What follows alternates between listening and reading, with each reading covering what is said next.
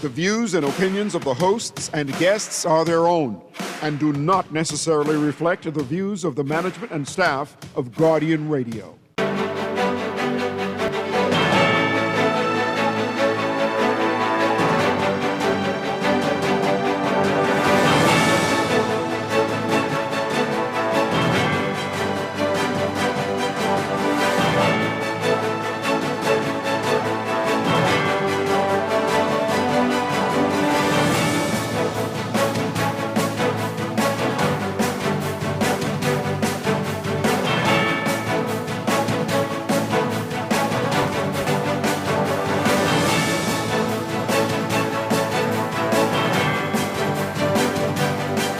Good morning. Power restored residents after BLP fire.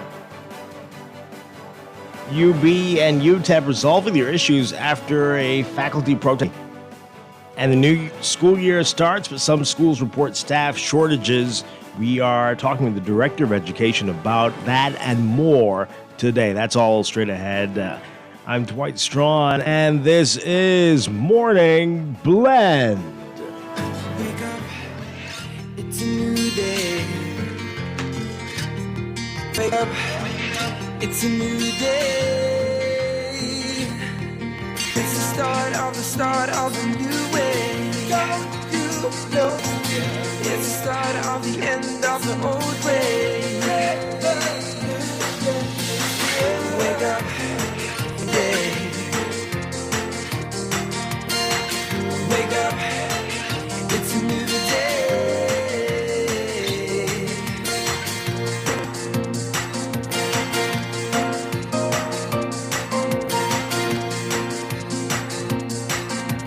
Good morning again, Bahamas. It is Tuesday, September 2nd, 2025. It is Morning Blend on Guardian Radio 96.9. Again, I'm Dwight Strachan. In a moment, Duquesa Dean will be joining us. As he said, we'll be talking with the Director of Education, Dominique McCartney-Russell, today. That's all ahead, but first, it's time for the overnight, the latest and the top national and international headlines this morning.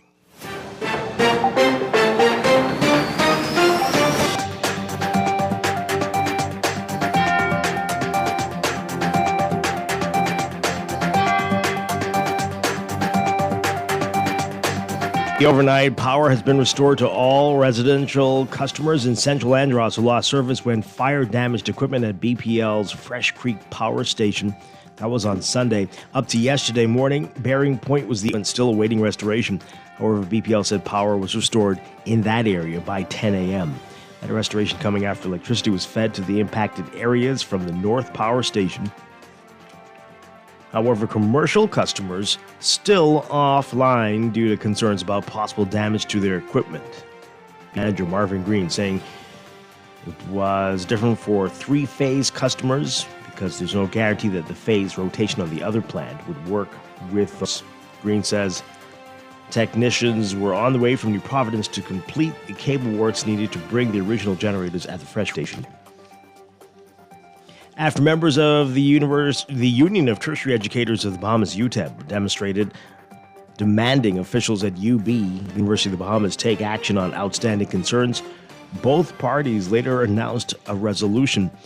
Later in the day, a week after UB reopened for the 2025-2026 academic year, UTEP members stood in the university. Yesterday morning, UTEP President Daniel Thompson outlined various issues, including outstanding letters and communications, role shuffling, understaffing, and teaching overload. Thompson said the union was pleased to meet regularly with UB President Dr. Robert Blaine. Over the past few weeks, he said, Blaine maintains an open-door policy, but despite ongoing dialogue, he said there was little to no movement on matters of concern, prompting the union to act. With UB saying it recently submitted to the Bahamas National Accreditation Body and the leading international accrediting agency, the Southern Association of Colleges and Schools Commission on Colleges. Thompson criticized previous UB acting president Janine Hodder, saying the university could have done more to communicate with the union.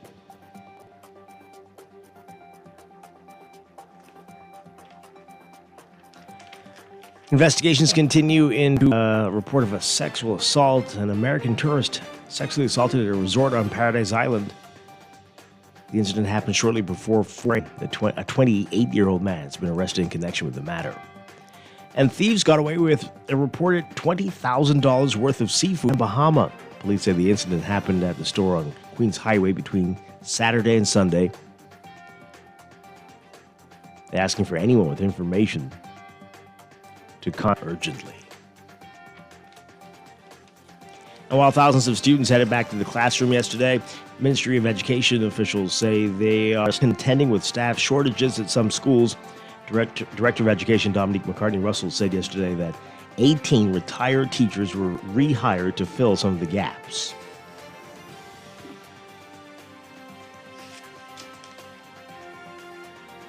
Overseas, the death toll from a major earthquake in eastern Afghanistan, 1,400 today, with more than 3,000 people injured. That's according to a spokesperson speaking on the social platform X, formerly Twitter. Rescuers are scrambling in a race against time to reach the mountainous and remote area devastated by Sunday's powerful 6.0 magnitude earthquake. A UN official is warning of an exponential rise in these. The quake struck in several provinces, causing extensive damage.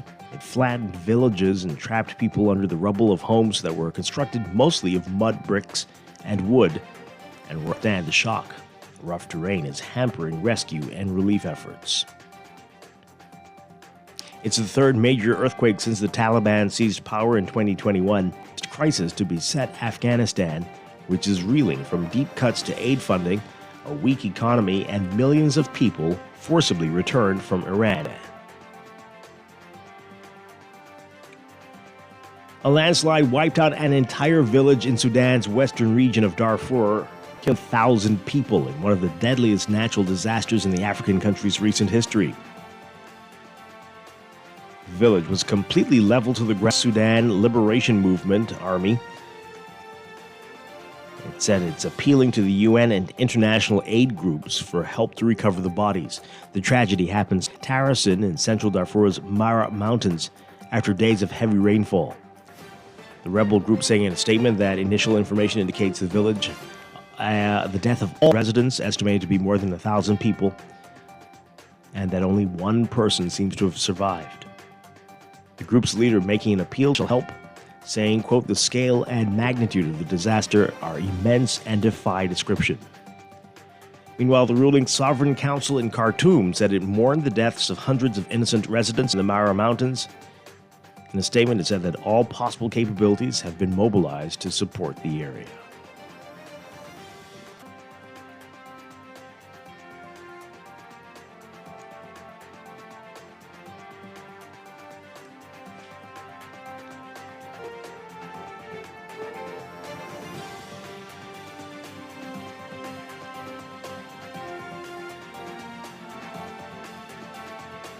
And thousands participated in what many say is the South American country's most consequential election in decades, given that whichever party wins will oversee $10 billion in annual revenue from oil production. In recent years, Guyana has transformed from a country traditionally dependent on gold, sugar, rice, bauxite, and timber to one reaping the windfall of nearly 900,000 barrels of oil produced daily.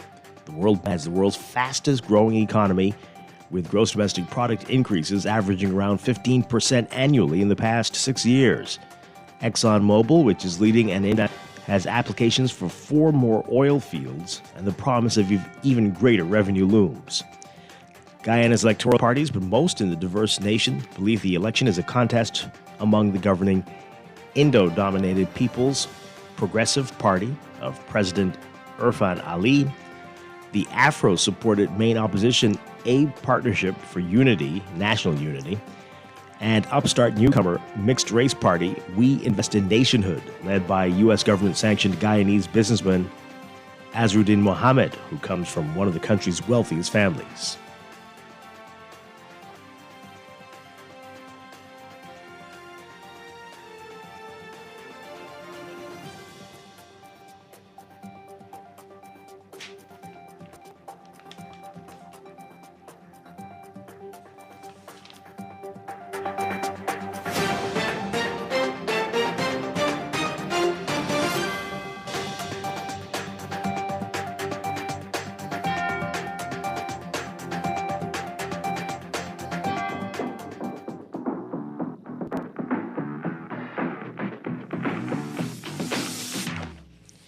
In sports, tensions continue to mount in the local tennis community as the BLTA, the Bahamas Lawn Tennis Association's elections, slated for September 13th, quickly approach.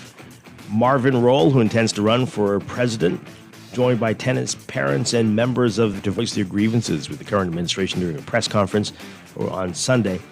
Among the current issues are a lack of transparency and fairness regarding the upcoming elections, conflict, and what they deem to be a failure to uphold a Court of Appeal judgment. You can read more about that in today's Guardian Sports section.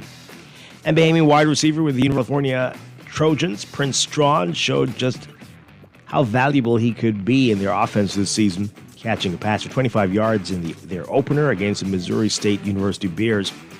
USC Trojans silencing the Bears, winning emphatically 3-13 on their home field at the LA Memorial Coliseum. As expected, Strong was used as receiver and showed speed, agility, and elusiveness in the third quarter reception. Read more on how he did in today's Guardian Sports section. From tennis, Naomi Osaka smiling before her U.S. Open showdown against Coco Gauff. And before and after it ended, between points, Osaka patted her left thigh and quietly told herself, almost a come on. Once the ball was in play, Osaka's strokes were loud and on target, producing the sort of confident, consistent, and power-swinging tennis that carried her to 4 Grand Slam titles and the number 1 ranking. Osaka eliminating Gauff 6-3, 6-2 to reach her first major quarterfinal in more than 4.5 years.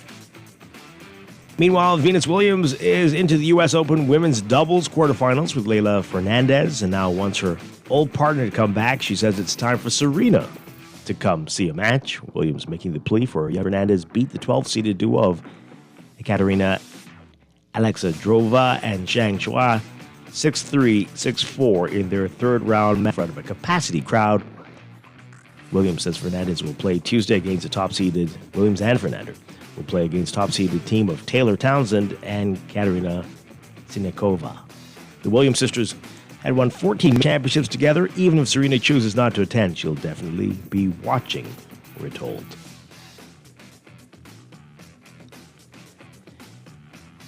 And from college football, more from college football, North Carolina's moment in his first game under Coach Bill Belichick came early. A festive pregame atmosphere led to a roar from the crowd at kickoff, and a season-opening drive moved at a crisp pace to end the zone. But after that, Monday's hyped-up debut turned into a romp by TCU, along with a reminder that even an NFL icon with as a head coach can't just magically turn the Tar Heels into winners after decades of also-ran status. Belichick saying in a familiar low NFL news conference after the 48-14 loss, saying, quote, "We played competitively, but then we just couldn't sustain it." It put a major damper on a night buzzing with optimism for the 73-year-old Belichick's college debut, attended by loads in the audience. That's sports, and that's the overnight. Time for your first look at weather.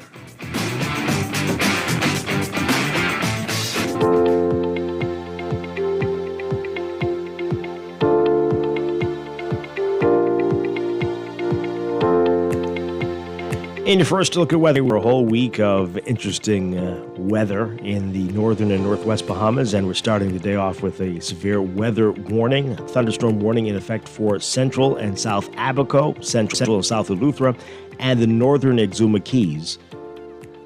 Plus, we've got a severe weather watch in effect for the entire northern, northwest, and central Bahamas. That's going to continue until at least 8 a.m., The Department of Meteorology says that their radar and satellite imagery depicting clusters of heavy with embedded thunderstorms moving northeast and towards these areas. And these showers and thunderstorms are associated with low-level troughing and moisture. Some hourly heavy and thunderstorms strong to severe at times, causing gusty winds, dangerous lightning, heavy downpours, possible hail, and possible tornadic activity. So, this is as a result of a lingering stationary front and an area of low pressure just across the Bahamas, along with the associated moisture and troughing. All of this will help to increase shower and thunderstorm activity across the northern, northwest, and portions of the central Bahamas. For the southeast Bahamas, though, fairer conditions expected in association with weak ridging. We're expecting that front to remain to the north of the islands from increasing shower and thunderstorm potential for these islands before retreating northward by the weekend. Rain, we still have to deal with, well, at least the southeast Bahamas, a heat advisory in effect, and the UV index for the southeast Bahamas will be in the high to extreme range. For the rest of us, though, there is a chance of water activity across all areas in showers and thunderstorms, and some thunderstorms, as we said, may be strong to severe at times. Pedestrians must exercise caution due to the likelihood of moderate to heavy flooding in coastal, low-lying, and flood-prone areas in the northern, northwest, and portions of the central Bahamas. For today, for the northern, northwest, and central Bahamas, partly to mostly cloudy today and tonight, with a 30 to 40% chance of widely scattered showers and thunderstorms, up to 50% for the northwest Bahamas, including New Providence. Winds southwest to west at 10 to 15 knots, falling light and variable at times. For the northern and northwest Bahamas, southerly at 10 knots, decreasing to 10 knots or less by Tuesday evening for the central islands. As we said, better conditions for the southeast Bahamas, a mix of sun and clouds, becoming mostly fair tonight, 10 to 20% chance of showers or thunderstorms in the afternoon, wind southeast at 10 to 15 knots. Temperature for the areas seeing rain today, highs around 91 Fahrenheit, 33 Celsius. The heat index won't necessarily be a factor. Rest of the country, highs around 93 Fahrenheit, 34 Celsius. The heat index will make you feel like it's 106 Fahrenheit, 41. Overnight lows tonight getting down to about 81 Fahrenheit, 27 Celsius. But again, it's the northwest Bahamas, New Providence, Andros, Berry Islands, and Luther, and portions of the southern Abacos that will be seeing the bulk of this weather today. So keep that in mind as you make your way around. Let's look at weather this morning. We'll have your extended outlook coming up in just a bit.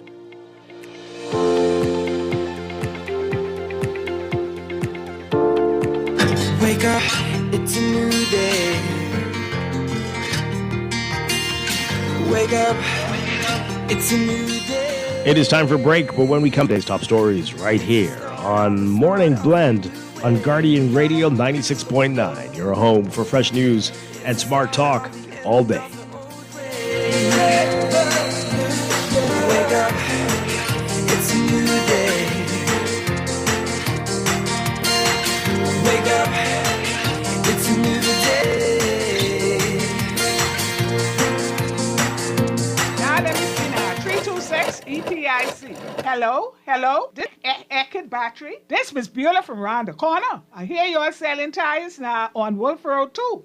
Praise the Lord. It's about time. I live Fox Hill Trail. It's too far. That ain't all. They open Monday to Friday, 7 a.m. to 7 p.m. On Sunday and holiday, 8 a.m. to 4 p.m. My brother Sam, he's a hacker, and he could go right there and get fixed up. Call us at 326 EPIC. We ship also to the Family Island.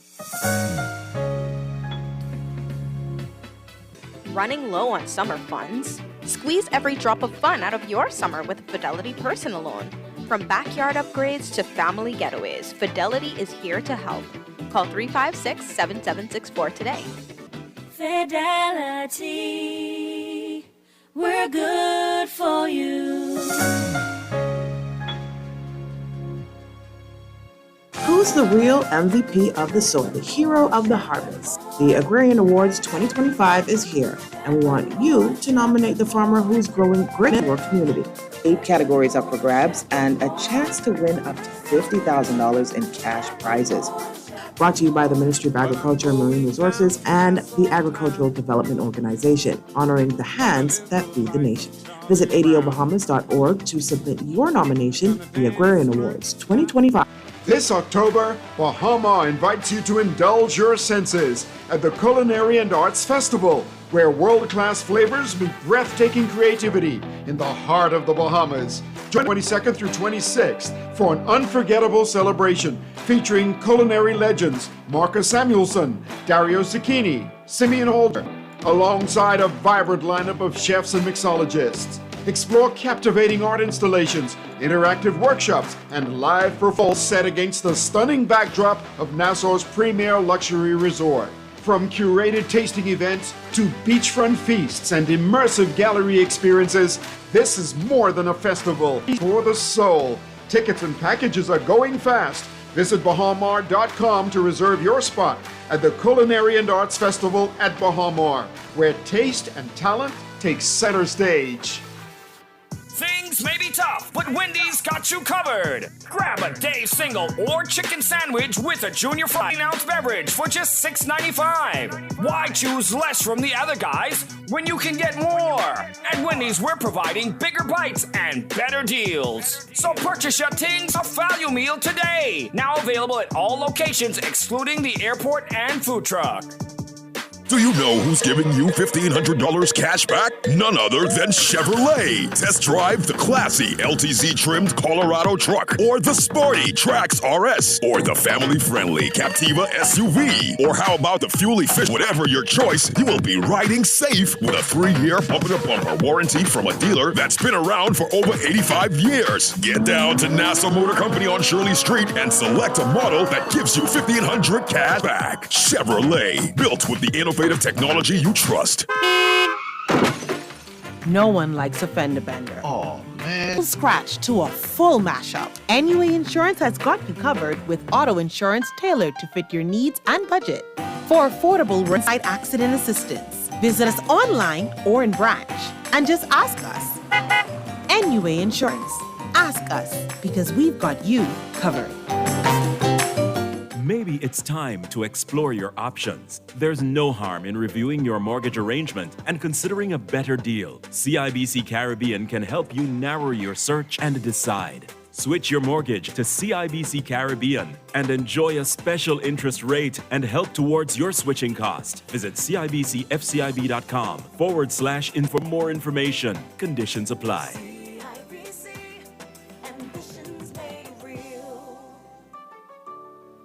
Wake up, it's a new day. Wake up, it's a new day. It's a new way. Don't you know that it's the start of the end of the old way? Wake up, hey. Wake up, it's a new day.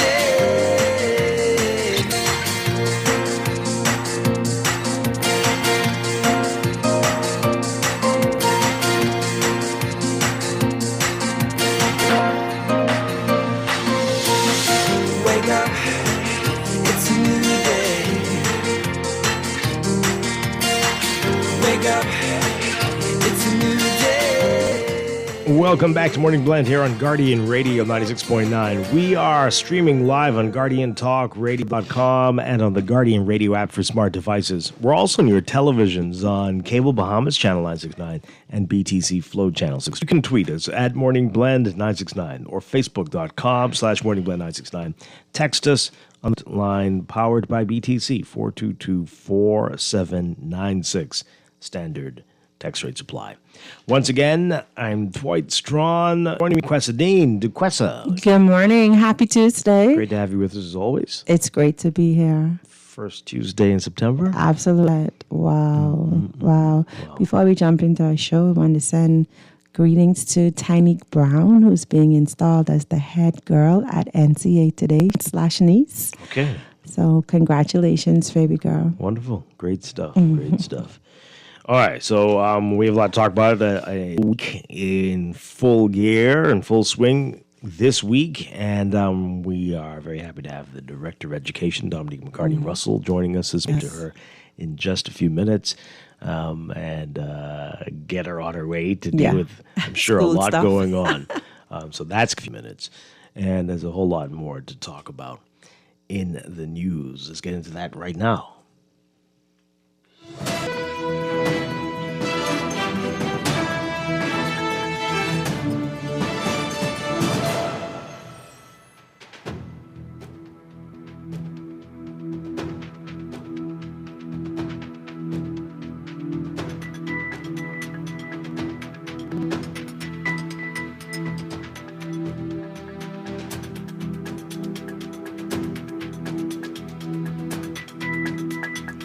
And in the news, the big headline in the NASA Guardian, we told you about that yesterday, the 6 years since the initial Dorian. Yeah. But that was a whole week of hell. Torture. Yeah. And so there are many milestones or many days to mark, unfortunately. But first landfall in Abaco, and of course it was there for a while, and then it just parked itself on Grand Bahama, and it was just awful. So the story in the NASA Guardian there, 6 years later, Dorian's scars remain. And our Rachel Scott writing about it. You've got to pick up a copy of that and read about that.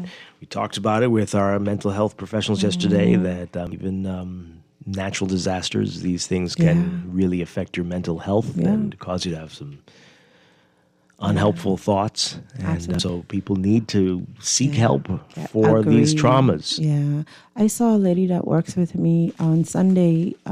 She was talking about the fact that she was experiencing post-traumatic stress disorder because she is a Dorian. That heavy thunderstorm rain that we had on Sunday was a trigger for her. Yeah. So it's just heartbreaking to know how many others that definitely help. And therapy is needed. Yeah, people have I don't heard know that if one you're over come. it. The rain alone. Yeah. But thunder, lightning definitely triggers for many Grand Bahamians and Abaconians. Yeah. Hearts go out to them. Yeah, absolutely. All right, so we told you about this story last week. This is a tragedy as well. The two men who got into an argument and then became physical and ended up one of them being killed. And the reaction to this, the man who ended up killing his ex-girlfriend's current boyfriend. Current boyfriend, and he was sentenced to 35 years, even though the current boyfriend is the one who initially attacked him. Went through all of that, and we told you he had dreadlocks, and he was hoping that he'd be able to have his dreadlocks in prison if he had to go to prison. So yesterday, this was in our Guardian, Artesia Davis writing about it. A 28-year-old murder convict doesn't have the right to keep his dreadlocks while serving his 35-year sentence, a judge ruled on Friday.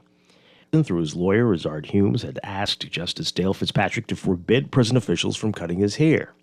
The prosecutor, Rashid Edgecombe, objected to the application since Ferguson has dreadlocks for fashion and not as part of his religion.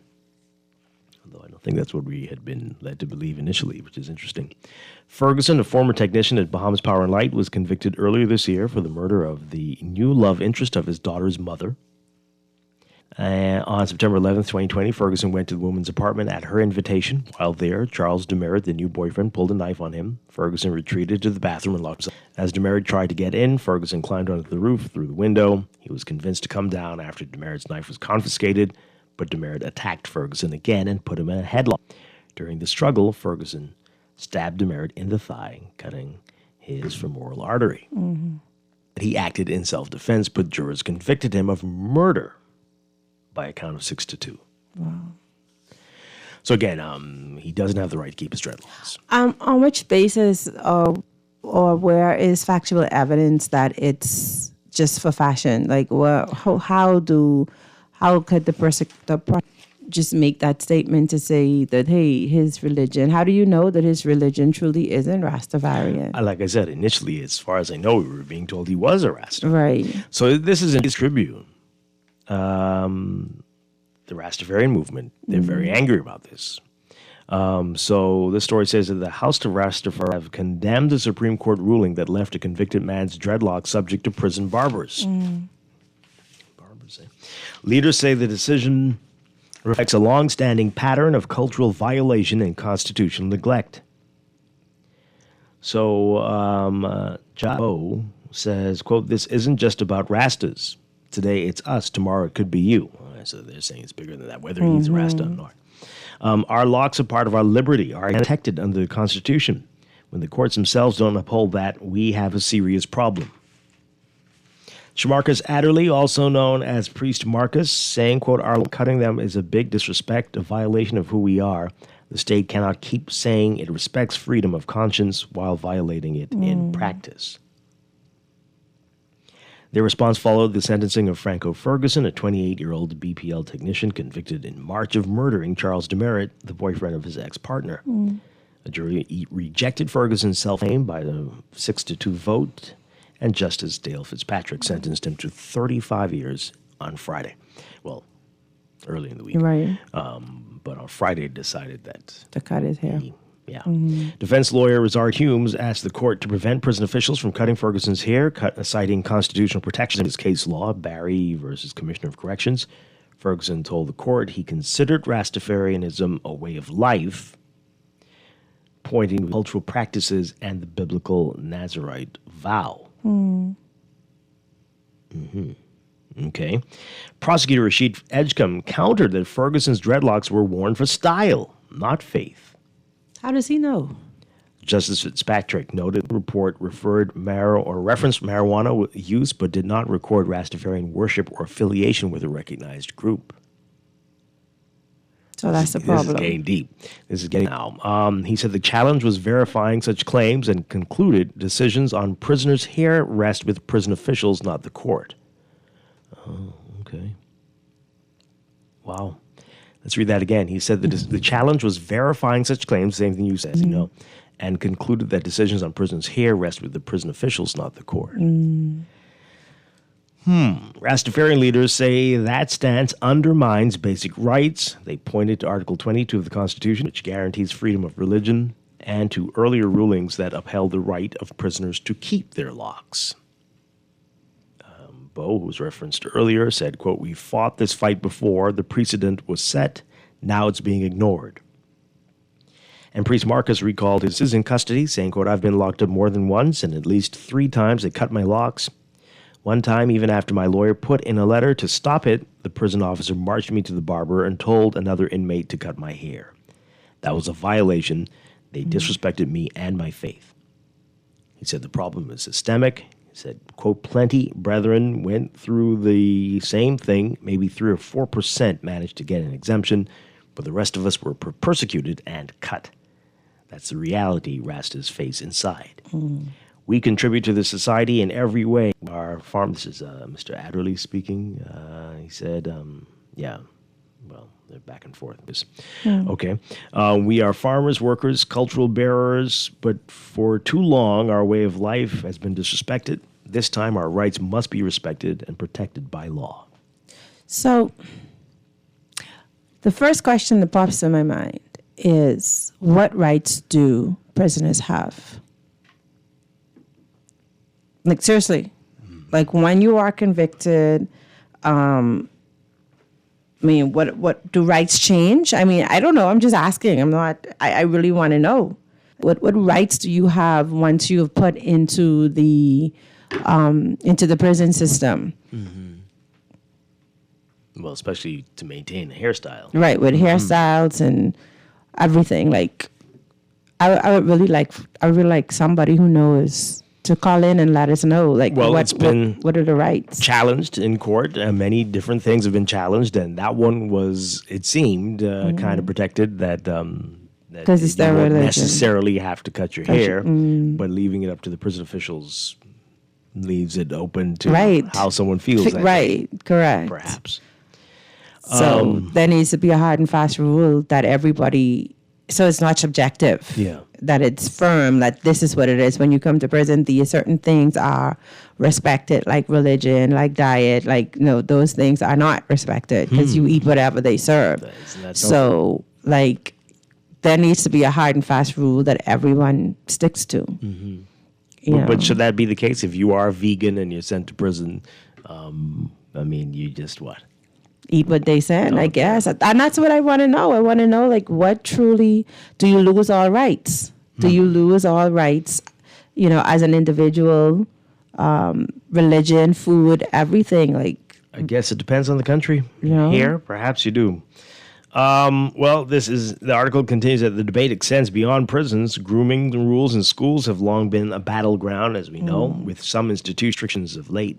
Earlier this month, Sunland Baptist Academy announced it would allow braids and culturally appropriate styles for male students. Interesting. Priest Marcus said such shifts are rare, though, and that Rastafarians have created their own processes to help parents prove children's faith when schools demand documentation. He says, quote, what we're doing as the Rastafari community is not just giving youths a letter to say they're Rasta and leave it at that. We set it up as a consent process where the parents or guardians are involved. They agree that the youth will respect and uphold the rules and principles of the Nyabingi order, attend gatherings, and take on responsibilities in the house. It's about accountability as well as recognition. Okay. Really interesting stuff there. Let's get your reaction to all of this. Why is hair stretching? Like, even in school, it's like, why is there this rule that your son's hair has to be shaved a particular way? Like, why is it a distraction? I wish I really want to know, like, why? Is it because we are a religious, quote unquote, religious country? Is it because those that set the standards, 50 years ago, the world has changed so much since then? Like, I want to know why. Like, why does it exist? The people who put these rules in place can't tell you either. They did. They don't even. Well, the ones who are upholding the rules don't know. Right. They don't know either.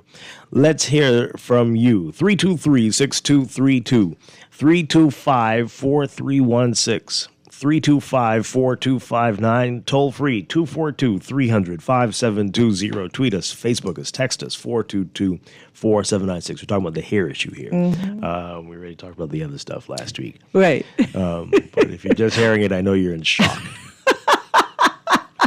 Bless you. If you're just hearing about that, why wasn't it manslaughter? Why 35 years? What the heck? Yeah, all last week. But today it's the hair thing. Good morning, caller. You're on the air. Good morning. Good morning. Yeah, you want to know why with the freedom in prison? If you wanted freedom, you wouldn't commit a crime to go to prison. Prison should be a deterrent from crime. Okay, but again, we're not talking about freedom. We said it's a part of your religion. Freedom, I mean freedom to have whatever you want to eat, freedom to move when you want to move. Prison is to restrict your movement. You get 3 hot meals a day. You get 24-hour security. And you get to bathe whenever. Really? If you want to bathe 3, 4, 5, 6 times a day and eat Burger King, Wendy's, the same, or have it your way, no man, don't commit the crime. Right. Okay. But, again, the thing is, you want to treat people humanely, not give them everything they want, but... Cutting your is a hygiene thing, too, Is a what? Hygiene. It's a hygiene thing, too, yes. You keep it here long inside in prison, everyone knows folks along no air condition. You let up with all kinds of stuff in disease and stuff. I cut your hair, keep it bald. Your military over there got to cut their hair. The police got to cut their hair when they go and train it. Oh, you're a criminal, cut your hair. Okay, thank you very much. Appreciate it. Hygiene, I suspect the issue is more to do with safety in terms of like having someone some pull it hiding in there. Hiding in there. Yeah. Some weapons, a shank. Yeah. You might not, that might be more of the thing. But, I think that even though you are a convicted criminal, there are still certain basic levels of respect that should be given to a human being. Like, yes, you may have taken someone's life. And that's why prison should also be about rehabilitation. Sometimes people act in the heat of passion, sometimes an intent. And so we can't just paint everybody with one brush just because they're in prison. Some people may even be innocent, right? So there should still be some basic respects for someone who is a human. Now, does that relate to their hair? Maybe not. But decent meals, perhaps, yes. The inhumane conditions, the heat in the summer is ridiculous, right? So, you wouldn't do the crime. But I also think that there are other times that crime happens when you really don't intend. Like, it just should not be a continuous punishment of heat and slop. Right. And then, as we say, when you get out, you've been enduring that kind of stuff. You come out more messed up than you were before you went in. Correct. And then you have to deal with that person. Right. And some of the reasons we are seeing some of the challenges we're having now. Right. Could be part of it. Let's hear what this caller has to say. Good morning. You're live on the air. Good morning and pleasant day. Hi. Good morning. And I don't want to say Jah Rastafari because I'm not, but I'm in support. A young man have his hair intact because human rights and Amnesty International will expect better of us, and that we uphold the standard. I know students sometimes, Muslims, having problems with in school so that they can pray, and their maths are being desecrated. So there's a lot of stuff that we need to get corrected. I'm aware of persons in high society who actually have committed murder, and they haven't gotten 1 year imprisonment. And so I'm in support of the common man there. Okay. Oh, thank you very much. Appreciate it. Let's take another call. Good morning. You're on the air. Dwight, how you doing? Doing well. And good morning to Duquesa, good morning. This story with the gentleman from last week continues to have some very interesting public, I guess, it's evoking some interesting public debate. I'm listening to your article as you read. My first question is this article covered in your dailies, or are you reading from a different source? This one about what the Rastas are saying, that's in today. That's in the Tribune today. The first article about the hair, that was yesterday's Guardian. Okay. Mm-hmm. So it's not very clear to me if he is saying that the right to, this is a reference to the leader of the Rastafarian movement. It's not clear to me whether he's saying that this ruling, as was made by the court, is at the Privy Council or the Supreme Court level, or whether it's suspending that is probably no, they're saying just being up. Precedent was set in a previous case. It's a local case, and so they're surprised that this would come up again. But to me, that still sounds a bit unsettled, because normally for us, we consider things to be settled law if it is formed at the Privy Council. Everything doesn't level. need to go to the Privy Council. Everything hasn't. Yeah, exactly. So I'm trying to understand, and clearly from your reading, it's not made clear whether this is at our Supreme Court level or the Privy Council. Notwithstanding that, I do believe it is a case that someone should take all the way to the Supreme Court against the backdrop. It definitely has Supreme Court, but no one has appealed it or anything. The Privy Council. The Privy Council. I mean, that would be very sad that we'd have to go there. I mean, really? I don't think that. Well, that would be the most ironic reason to go, and extremely pathetic. Seriously, we can't decide this. Those folks who can't have, yeah, really.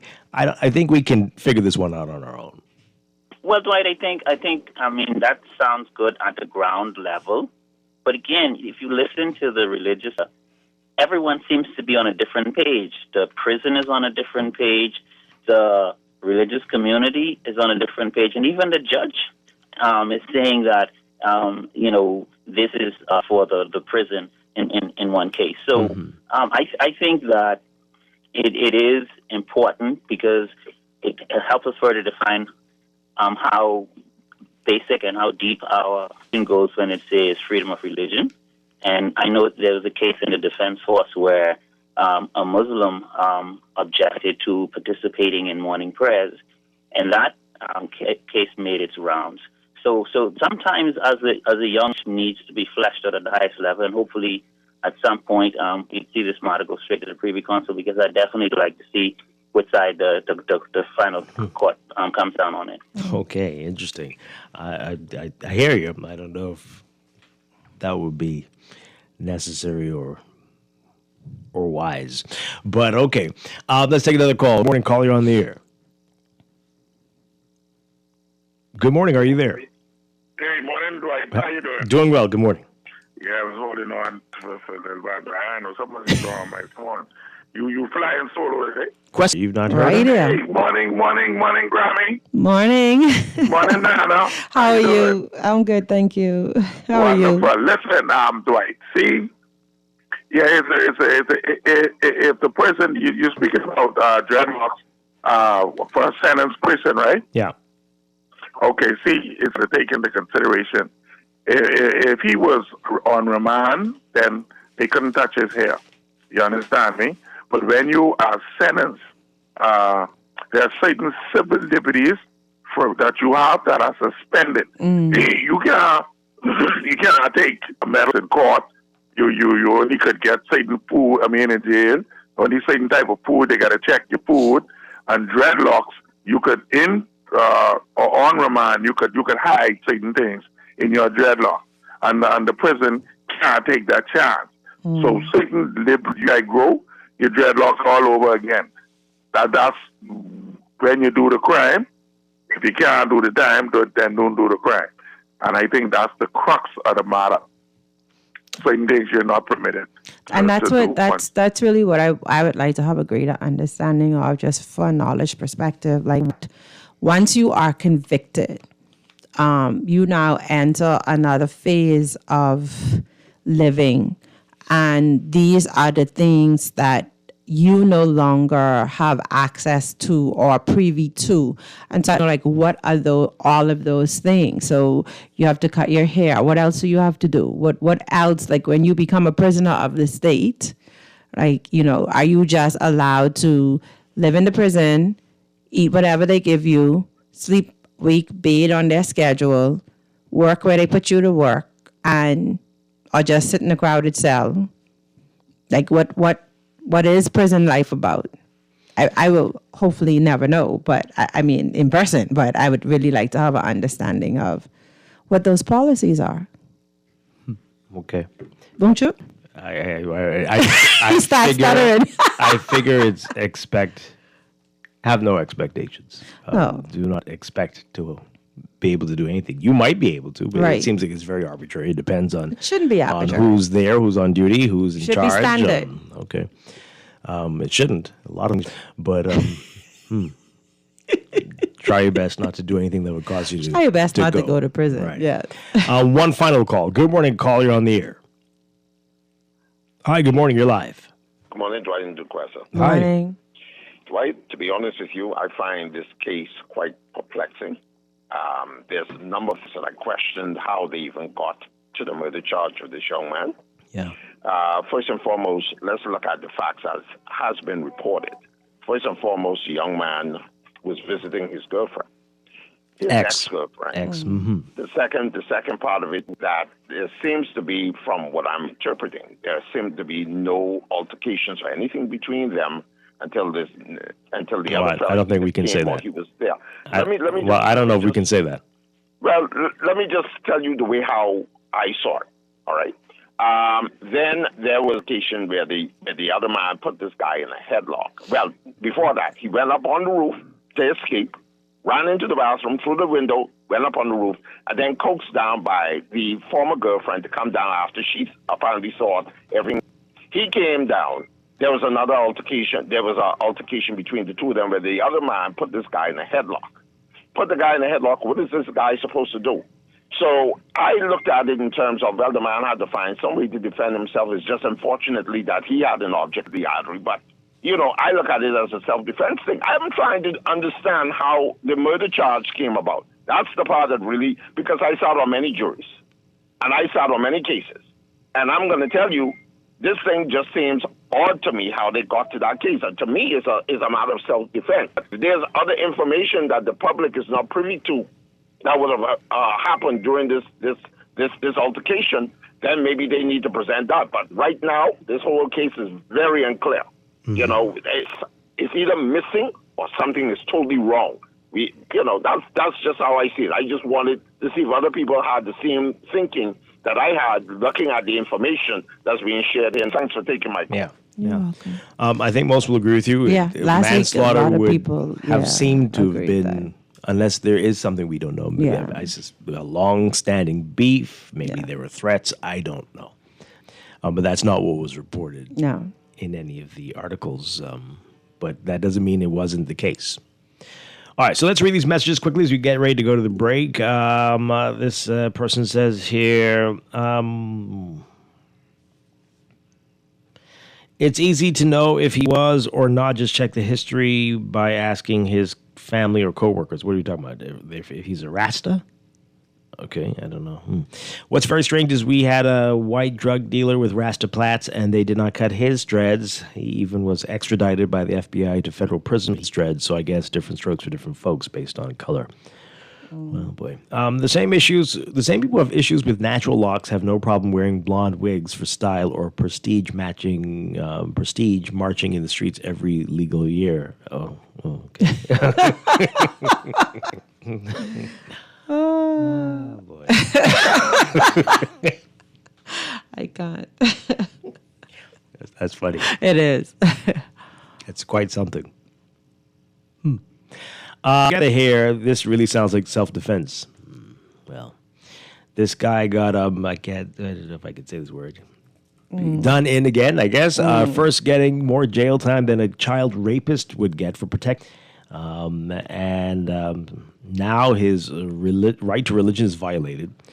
So for the rest of us, if we aren't a church member, we aren't Christian.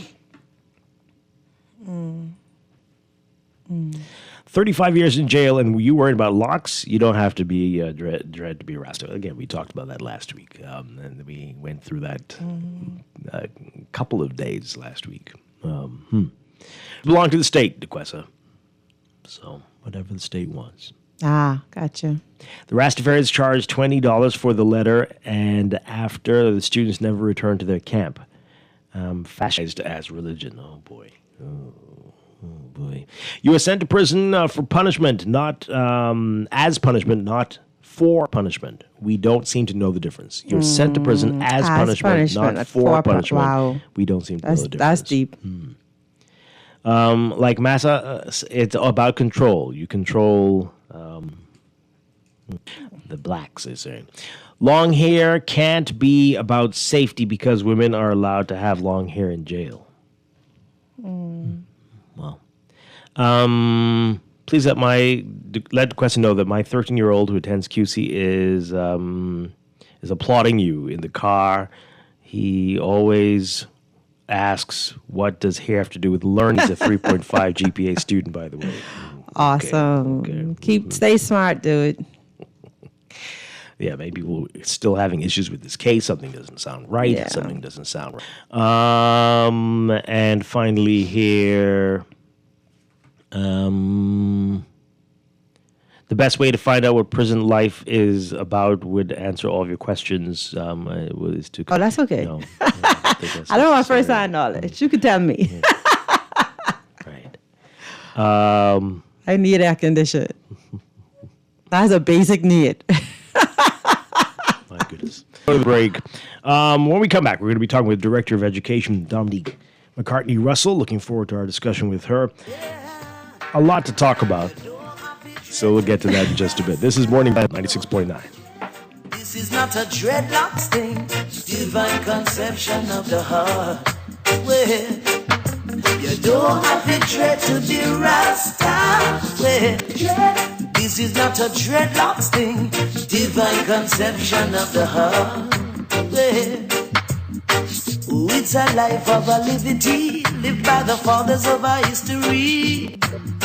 Uphold the anciency and prophecy, trust in the power of the Trinity. Yeah, got to believe in His majesty. Oh yes, His lineage and divinity.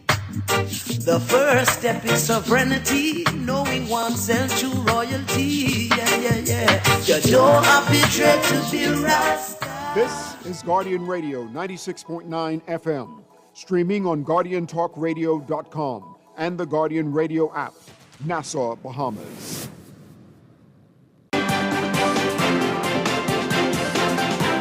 It's time for your first look at traffic, brought to you by RBC. With RBC, reaching your goals happens here.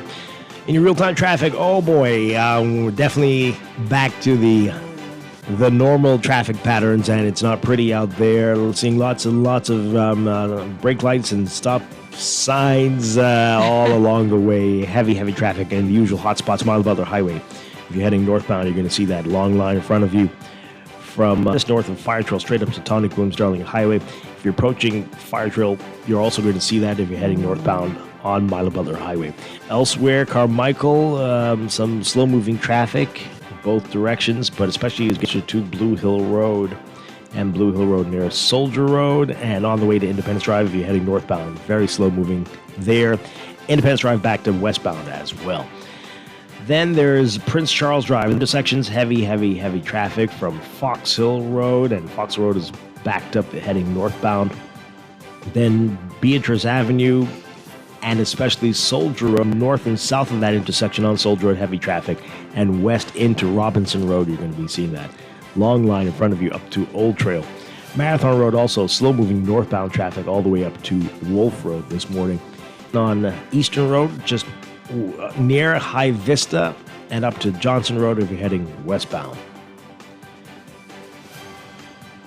Saunders Beach, eastbound and near New Providence, also some slow-moving traffic in that area. Those are hot spots right now. We'll have another update for you in our 8 o'clock hour. Morning Blend traffic also brought to you by NUA Insurance and Brokers.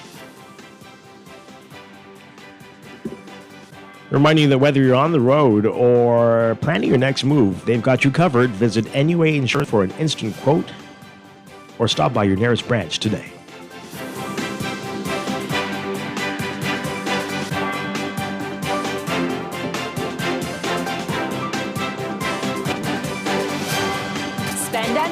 Summer with CIBC Caribbean. Experience summer like never before when you spend with your CIBC Caribbean Visa credit card. The lucky winner will receive the gift of relaxation and some $3,000 travel voucher, a $1,000 cash prize, or a $500 spa gift certificate. Each time you spend $150 or more, you'll automatically be entered for your chance to win. Spend today with your CIBC Visa credit card. Terms and conditions apply. Visit CIBCCaribbean.com/summer spend and save. Promotion ends September 30th, 2025. Looking for insurance that fits your lifestyle and your budget? At Star General Insurance, we've got you motor insurance with flexible options for third-party liability and comprehensive coverage, or commercial insurance products that protect your business. We have choices you can afford. Oh no, our home insurance products have just what you need. And for the adventurers out there, we offer marine insurance too.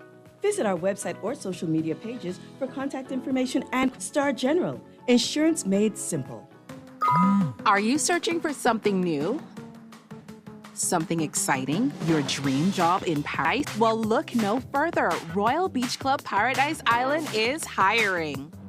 Join a dynamic group of passionate hospitality professionals, unforgettable moments, and thrive in a vibrant, welcoming atmosphere. Play your part in shaping the future of our team there every day. Bring your energy, your passion, and your creativity to a workplace that's as dynamic and fun as you are. Beach Club Paradise Island, the opportunities don't just exist. They're limitless. So are you ready to find your perfect fit? Visit royalbeachclub.com/career today and step into a world of exciting possibilities. Southwest Plaza has so many stores, I've been trying to find a sensible way to list them all. There's CBS Bahamas, the Ashai Institute, BENC Snack World, Bamboo Shack Bahamas, there, the Athlete's Foot and BTC, Games and More, John Bull Fine Threads, Alive, Bahari, Dairy Queen, 700 Wines, Dandy's Clarkson, Island Lock, Starbucks and Lowe's Pharmacy, plus Marco's Pizza and Lorraine. Southwest Plaza, what a wide array of stores. Southwest Plaza, stop by today and explore. This is Guardian Radio 96.9 FM, streaming on GuardianTalkRadio.com and the Guardian Radio app, Nassau, Bahamas.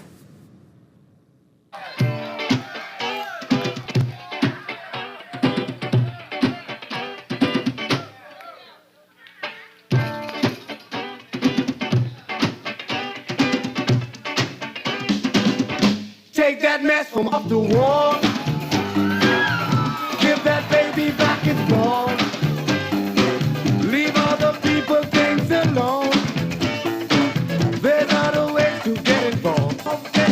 Don't be no fool, stay in school. Let your mind become a tool.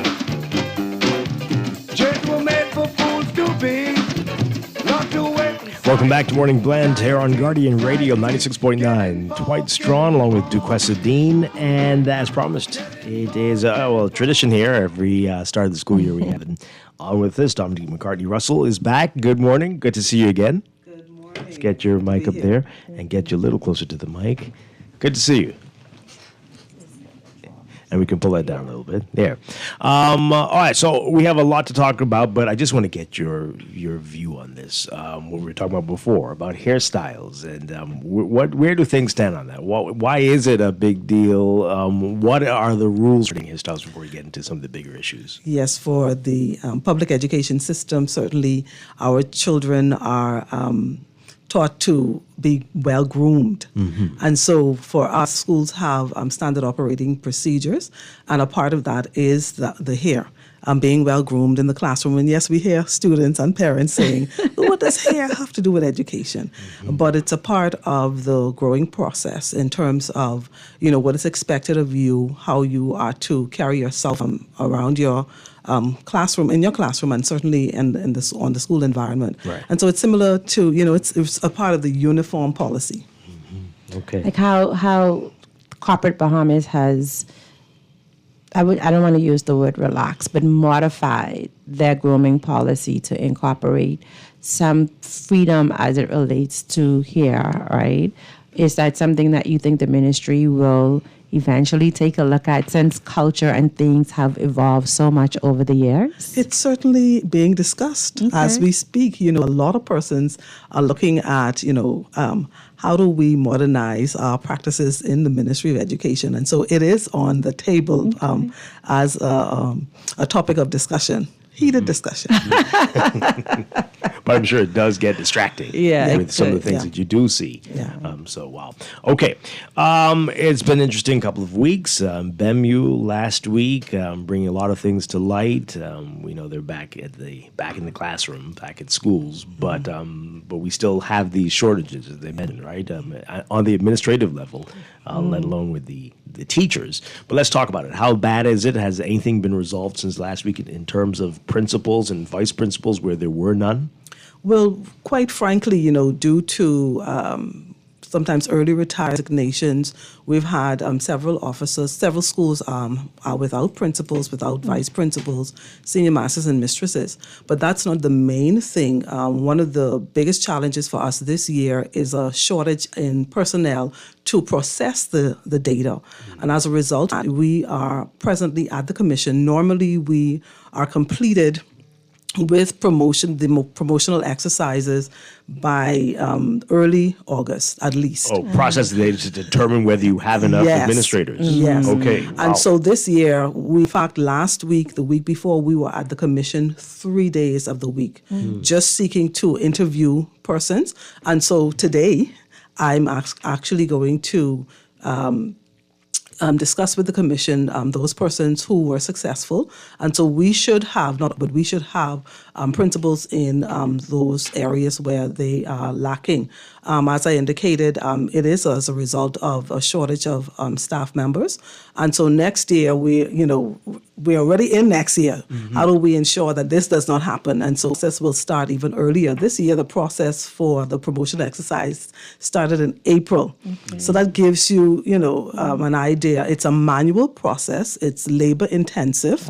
And that's why I'm really grateful for the development of the Oracle program. Government is putting in all of our ministries. And the goal is to ensure that we become a little bit more efficient, where we digitize documents. I did it myself just to see the process.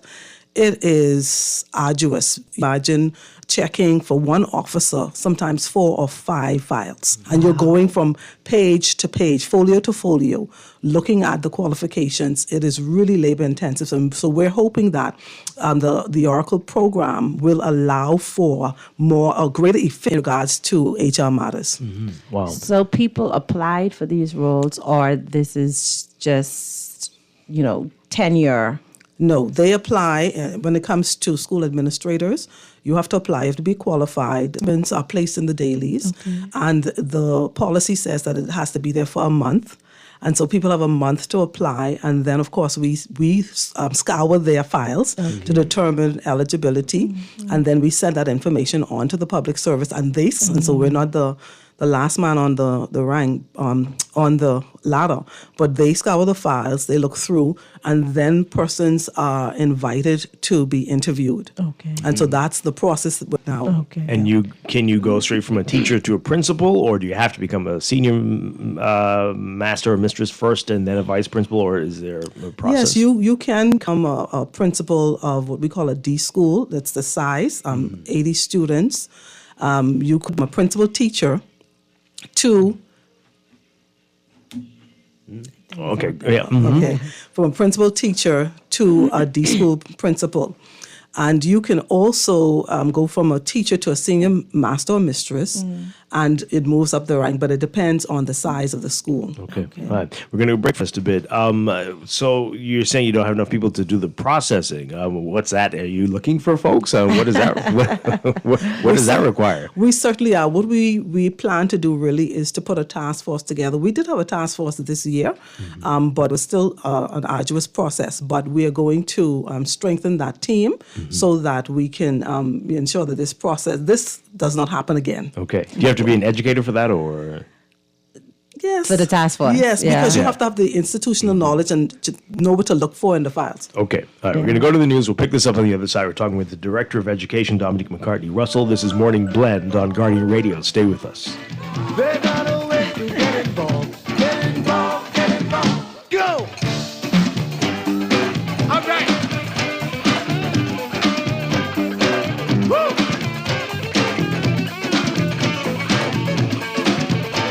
Woo! Let's go! Woo! All right.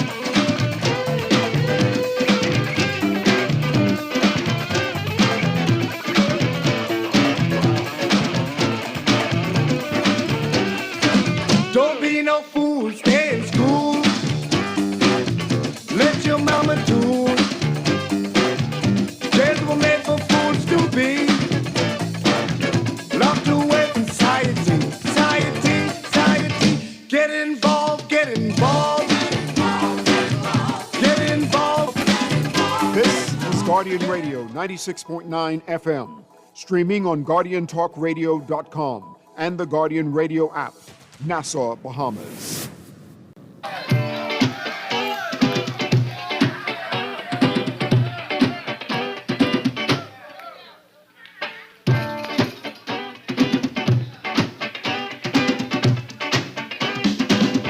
Take that mess from off the wall.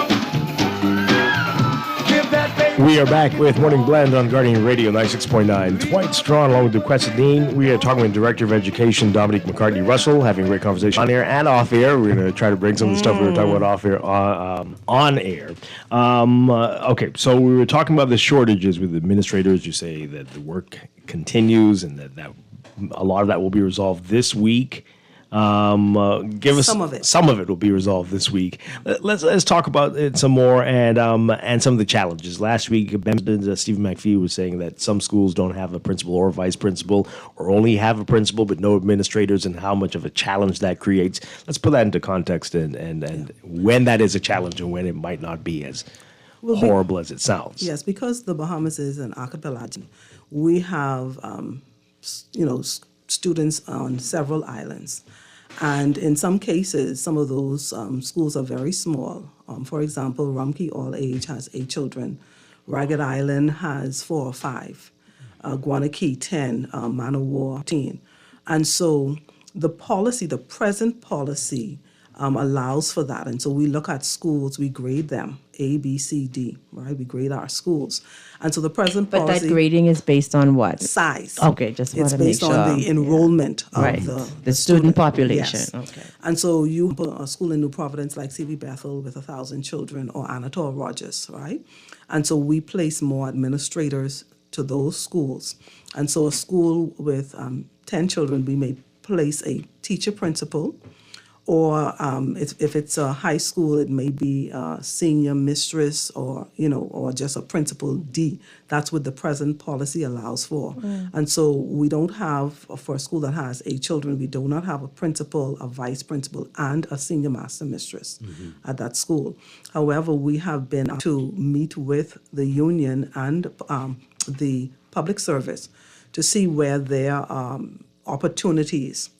Because as I indicated, our present policy does not allow for that based on the size of the school. But does that impact the academic performance of the students in those schools where you have 10 or 8 students and you have the teacher principal or you have the, not are those at all. That's a schools very good underperforming question. or? No, that's a very good question. In fact, when the school is small, the interaction between the teacher and the student is better in the sense that you could have more individual attention. And we've found over the years that those children do very well. Hopetown Primary, for example, Man of War, Samuel Guy, all age. So you find that the good results from our family islands. So a D should never expect to have a full complement of administrators?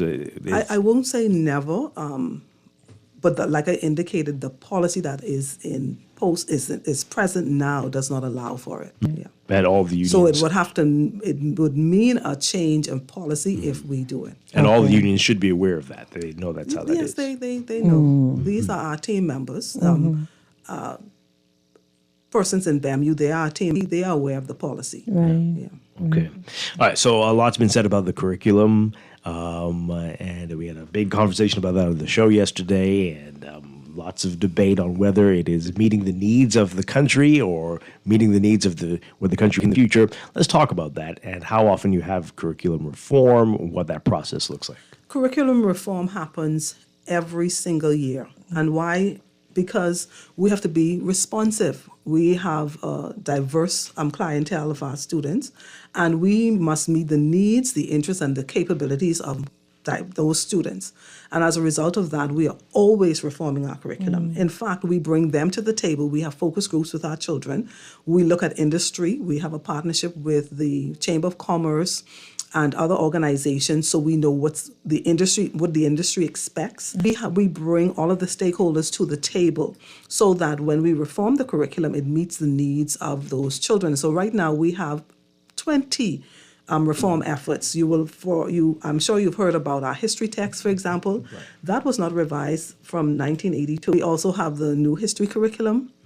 We are enhancing the physical education curriculum. So you'll see swimming there. We're surrounded by water, but we didn't have that in the curriculum, so that's there. So we're being cultural. You'll see a focus on literacy and numeracy at the lower primary, and our results this year for GLAD showed that it is the strategies there are working, and so we're focused on building the foundational skills in grades 1, 2, and 3, so that children should not reach grade 6, grade 10, and able to read, write, and comprehend, and think critically. And so that's a main thrust for us. So there are at least 20 reform efforts that we are focused on this year. Yeah. So what about students who are not as strong academically? How has the curriculum changed to incorporate, trades or skill sets that are not traditional? Right. For us, to be quite frank, all children should have the foundational skills. All children should have a plethora or multiple literacies, including reading and writing, math, digital literacy. So that's expected. Everybody should have the foundational skills. But if a child wants to and has the bent towards career and technical education, we want them to go that route. We stigma, though, in our country. When a child is smart, as we call them, although we don't look at it that way, we don't ask the question, are you smart? We ask the question, how are you smart? Right. But the Bahamian population, they versus technical. Right. And so if a child has excellent grades in science, you should be in an academic science class. And that child may actually want to venture into career and technical education. Yes. And there are sciences in career and technical education. If you want to be an aquaculturalist, if you want to venture into agriculture, science, engineering.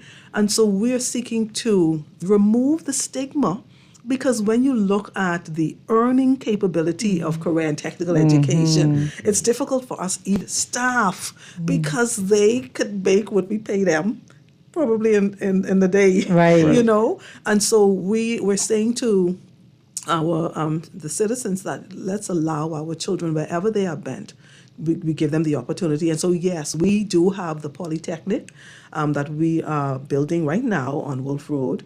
We do have career and technical education in every high school in the country, and particularly in New Providence, and some in Family Islands in some form. We are seeking to build that out even greater. That's why we have the partnership with the Chamber of Commerce and certainly the BCA. They're talking about the Contractors Association. So that we could give children access. Yeah. A lot of it seems to be awareness. You're 5, 6, 7, 8, 9, 10, you're told about being a doctor or a lawyer, but you aren't aware that this type of engineer will be in high demand and will be where you'll be making the big bucks.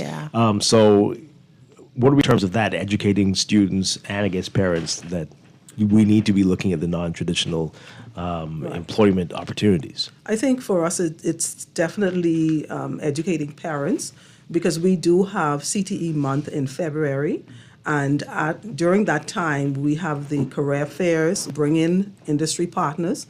They provide opportunities for children to be interviewed. They show them what they expect, and we also have industry shadowing. We're seeking to increase that because that has really proven beneficial for the development of students in terms of them having access to practical opportunities, real-world application opportunities. And so we're partnering with the Chamber as well as the BCA, so that access to greater opportunities, and particularly for those students in our rural areas, in our Family Islands who may not have access. So we're trying to build those out. I want to go back to curriculum. We know with the BGCSE results that were announced, JC mentioned that we are seeing some decline in mathematics and some other grades. Let's talk about that. What do you think is accounting for this, and how will we address this? Well, first and foremost, we saw some increases. Physics for the let's first time. celebrate first, right? For the first time in 10 years, the best results for physics, history, geography, I forget the other subject, language arts improved, technical drawing. Everybody, yes, and rightly so, because math skills are important. Right. And that is one of the reasons why we have a math study underway. It's almost completed.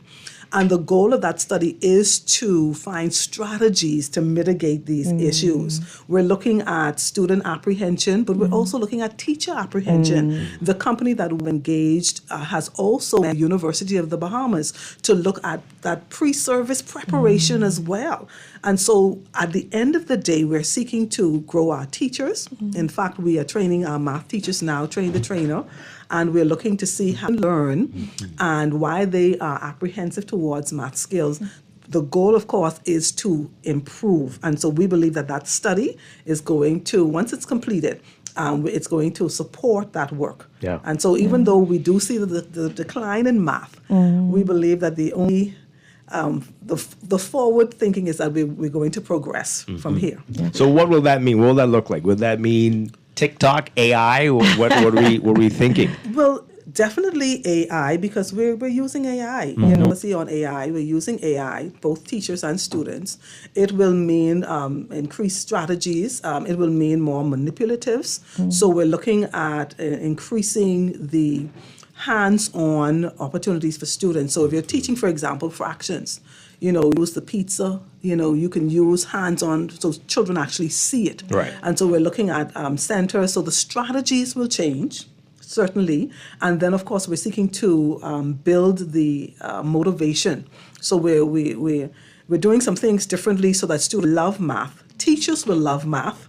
Even those teachers who teach language arts and literature will love math. And so all of the strategies will be geared towards increasing motivation and engagement, and certainly providing different ways into the teaching of math. I don't know if that makes sense to you. Not teaching it one way. Right. You have different modalities in your classroom, so children learn differently. And so you have to teach for all of those modalities. How soon might we be able to? This semester, because as I indicated, we trained 15, or the training actually is in process, for 15 math teachers, and they will train the trainer. And so you will see some of the strategies engaged this semester. Okay. Yeah. So also real wonderful. Can you tell us a little bit about, so we spoke about the student, we spoke about the teacher, we spoke about the training. Let's talk a little bit about the partnership between parents and schools and children, and do you have any statistics or that demonstrate how their involvement helps the school and the student? Right. Well, because we know based on research that the parental involvement is key to student success, we have developed a parent engagement last year, and the goal of that unit is to strengthen the link between the home and the school. We serve as a one-stop shop, so if parents have needs of any kind, we could connect them with social services, we could connect them with the persons that they may have need of. And then, of course, we also created parents. So parents now have access to their children's grades, they have access to their attendance information so that they could be more involved.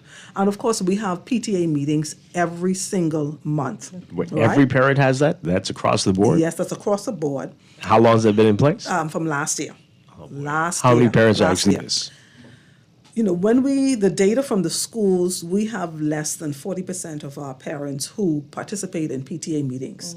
Although schools say that when they do it virtually, they get more parents participating. And one of the reasons they say is because so you have parents with conflicted priorities. So if they're working 2 and 3 jobs, they're not attending PTAs. And so the virtual platform has allowed for more engagement. However,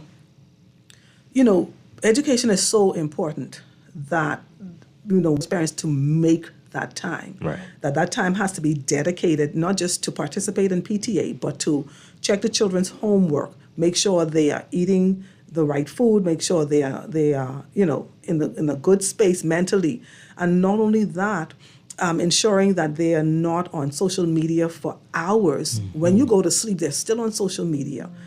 So all of those things, we give parents support. We provide training, and we provide access to other forms of training and counseling, and that's how we support It is an uphill battle. Wow. I will say that. Because it hasn't gotten any better. The minister has been meeting with the National PTA. In fact, we're meeting with them tomorrow evening. We've done that at least 8 or 9 times. But it's like preaching to the choir. Right. Those parents who need they come, to attend, right. They don't attend, but the ones whose children are already doing well, they attend. There. So it's an uphill battle. Yeah. Okay. What can we do? I just think I can tell you what some schools have done. One school, for example, had points for parents. So if you attended a PTA meeting, you got points that added points to your child's grade or merit or something like that. So they gave incentives, and so that has worked. They've had lunch on the lawn. That has worked. Where had lunch with their children on the lawn, and something else they had where. I can't remember it right now, but those kinds of opportunities, we see more parents involved. Oh, okay, great. It's sad. You got to bribe the parents almost, but oh boy, whatever you can do, I guess you have to do. Yeah. Okay, I got to ask you about. You mentioned the shortages in terms of that was administrators. What about teachers? What are we seeing, and in the not just general teaching, but in specialized courses? What are we seeing there? Well, first and foremost, we held a job fair in July. That was quite successful. However, we still have a shortage of at least 60 teachers. Wow. And 8 of them language arts, visual arts, the early action. We did have a shortage in math, but that we were able to find some math teachers. Thank God for that. But at least 60 teachers we are still missing. So for us, we also sought to hire our retired teachers, rehired, and so we have about 18 of them coming back on. And we love our retired teachers because they bring with them experience, and not just in the content, they serve as mother and father figures. So Yeah. we really love our retired teachers. And some of them will serve as supply teachers. We have about 80 of them who help us. They just come when they need to teach and they leave, Okay. which they don't mind doing. Right. And so we are sending a clarion call to all retired teachers in the public education system. If they're willing to support our efforts, just shout, give us a Yeah. shout out. We really need their help. All right, so that's good, and I love it. But as we talked about just now, things have changed. People are learning in a different way. Has that created a conflict? Any challenges in that regard? In terms of persons learning in a Learning different- differently from how maybe a retired teacher did it back in the day? No conflict at all, because when we hire or rehire, we always do an interview, right? And so we prep our team members. We provide training for all of our teachers in the newest trends. We do that every conclave that we have, and we have ongoing training. The issue of a retired teacher saying, "Well, I old school and I only do it this way." Right. We don't have that. We don't support that. Right.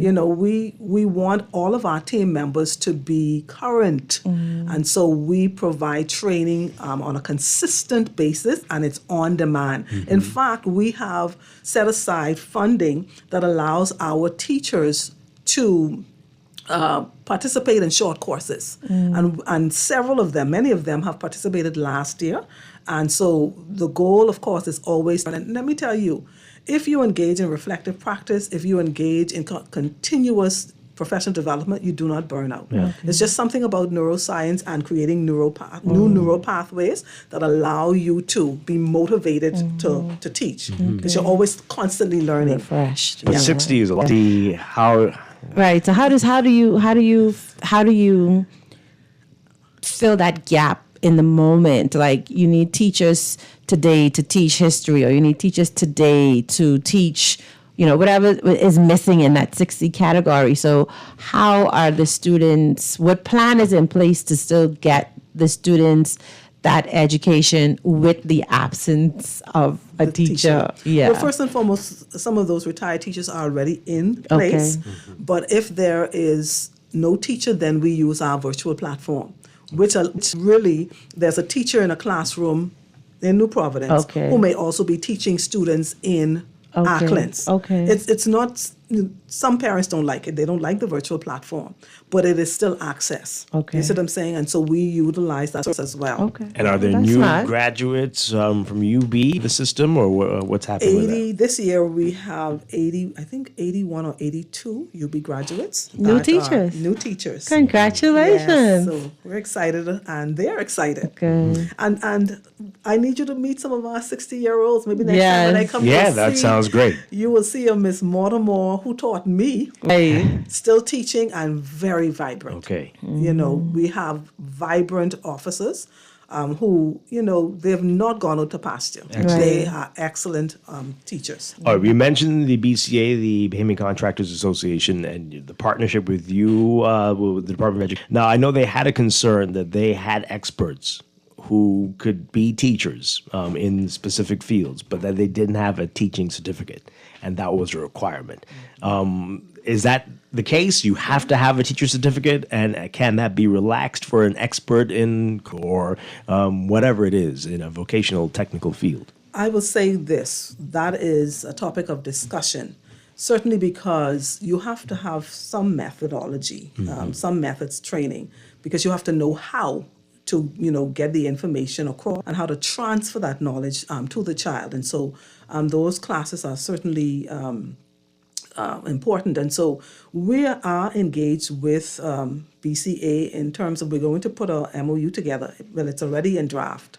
And the goal is to, even if we do short course, some training in methods, so that they can access the classroom and they would know how to engage children. Because How long does it normally take to get a teacher certificate now? A whole year? Yes, sir. And in fact, a diploma could take 2 years, up to 2 Oh. years. Yes. Oh, boy. And so it would have to be a rapid assessment, rapid support system that will allow them to be in the classroom. Someone also indicated that perhaps we could have them in the classroom and have an aide there that will support the work as well. And so we're looking at strategies to see how we can make it work. But I do think it's still important that we don't undermine the process of an expert to be able to transfer that knowledge from them as the expert to a student. Right. And so, having some sort of formal training in, connecting or, I think it's also important that we don't just say, oh, that's not necessary, because it is necessary. Yeah. Just because you talk that does not mean that you teach. So I think it's important that isn't watered down. Say that again. Wow. Yeah, that's a good point. All right. So we know there's been a lot of issues with the Cubans, doctors and teachers. We know I think the Minister of Health said there were only a few doctors in the program. But what about teachers? Did we see everybody leave? Are some still here? Where do things stand with the Cuban teachers? Those whose contracts were completed, they did leave. At the job fair, I did see at least 6 lists who came on their own, and I think a few of them were successful. We also do still have, I think, a little over 100 in our system. Oh. And although, we're in discussions with Foreign Affairs and, their contracts to make sure that we're doing it properly, although, we do pay them directly. We don't have the issues that other ministries may have. Okay. All right. We heard last week talk about some exciting new things that are going to be added to the curriculum, like Junkanoo and Rake and Scrape. Let's talk about that. What's been the reaction to that? Because I know how our people go. They say before it's in that, we need this. Right, and then when you do it. But what about math and English, you folks? Have you received any mixed reaction? No, first and foremost, our team members have bought into it. Okay. Because again, there is something about cognitive development and music and art and dance. All of it caters to development. And so a child really should have a holistic education. They should have an education that includes math and science and language arts, but communication and art and music. Holistic development, right? And as a result of that, we actually infused Junkanoo in January of this year. And it was fantastic. From pre-primary straight up to senior high. And you would find, for example, in mathematics, they were learning about symmetry. Or in pre-primary, where I saw the child learning their numbers, but they're also pasting the numbers. Okay. So the content is the same. Cool. Right. That's pretty cool. Yeah, the content is the same, but we are infusing, like I said, we're being culturally responsive.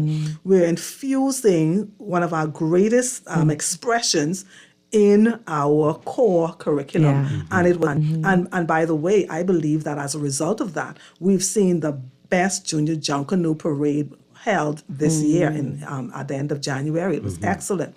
And so we've infused that already, and then we're adding Rake and Scrape. And so that is coming on par for October this year. And what will that look like? How is that going to? Sounds like fun. Is it a music class? Is it history? No. What are we looking It's at? going to be everywhere. It's Okay. going to be in language. It's going to be in math. And so you're going to learn about the history of Rake and Scrape. You're going to actually learn how to use the instruments. You're going to learn how to do the dances. You could in math, in science, learning how to do the dances. And so you will see all aspects from history straight on to the design and the actual movement in all of the core curricular areas. Okay. Sounds like fun. We need to go back to school. Sounds like fun. We got some interesting questions coming in, text messages. All right, so this person's asking, are you still feeling the effects of COVID on learning, on the strategies that you have to implement? Part of the reason why we're seeing the decline with math and a couple of those other subjects. What's your take on that? I don't believe that that's the reason we're seeing the decline in math, but I do believe that we're still experiencing the effects of COVID.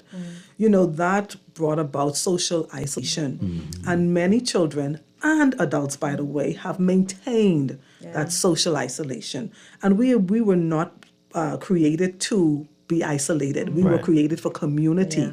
We were created to take care of one another, being able to communicate our feelings. And that's one of the reasons we're having some mental health challenges with our children, because, children are a microcosm of society. Our schools are a microcosm of society. And so the issues we're seeing in them, we believe it's magnified in the Bahamian society. So we believe that more socialization. So that's why we've instituted that every child should be involved in at least one co-curricular or extracurricular activity, at least one enrichment. That's mandated. Leadership mandated. Okay. So that means that, whether you're an athlete, fine. If you are involved in an art club, a prefect, you may be in the student council, you should be involved in some way, because that teaches the communication skills, the leadership skills, the discipline skills, the collaboration skills, and not only that, you create a support system around yourself. When you're not feeling well, somebody's there to cheer you on. They could see what you support you. But when you're on your own, that's when it's a danger. All right, we know you have to go to a meeting soon. Really quickly, we haven't heard much about schools having repair issues. I guess does that mean everything's great, or we do have some challenges still? We have some challenges. I always like to be very honest. There were no challenges that prevented any school from opening. I'll say that much. Okay. We did, let me don't say that. In Andros, they did have the electricity the in fire Central. In the plant, Central. But so that school couldn't open yesterday? 4 schools, but they opened today. Okay. Because they were able to, deal with the challenge. Okay. Yeah. And so no school besides those 4 were, had challenges in terms of opening. But there are some schools where repairs are ongoing. And so those contractors own, and they will go in on the weekend. Okay. We asked them to make sure that whatever could be done to ensure that the classroom was ready, that you do your best to make sure that that is done. But yes, we do have a few schools where there are challenges. And so once we are aware of the challenges, we deal with them. That's what we do. Because can maintenance be year-round? Does it have to wait until school closes? Can there be where there are maintenance issues in schools, they're addressed year-round? We do have it, not in every island though. Okay. Because we have a physical plant here. And once we are aware, we send out our team to that space. It's a little bit challenging to do it on a family island. Sometimes we have to engage Ministry of Works and other partners to get the support. Okay. All right, really quickly, I know you have to go. Let's take this call very quickly. We're talking with Dominique McCartney-Russell, the Director of Education. Caller, you're on the air. Good morning, how you doing? Doing well. Yes, one question I want to ask. Why they don't implement the law of the land, the Constitution? Why they don't implement that in the schools? So you mean the kids know? Teach it?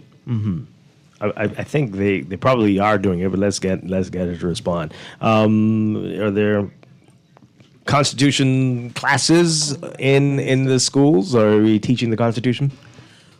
Yes, teaching the Constitution in social studies, in civics, and in history. In fact, we've also inculcated it into the Bahamas High School Diploma program, where students learn the preamble of the Constitution, and so we're seeking to create more patriotic Bahamians, and that is one of the thrusts. So we are focused on the Constitution, we're focused on our national symbols, we're focused on distinguished Bahamians, so children should know who they are, and so you will see, we've started it from last year, really, but we're expanding it to all of the students in the 40,000 students in the public education system. Oh, she has to go. Got to go.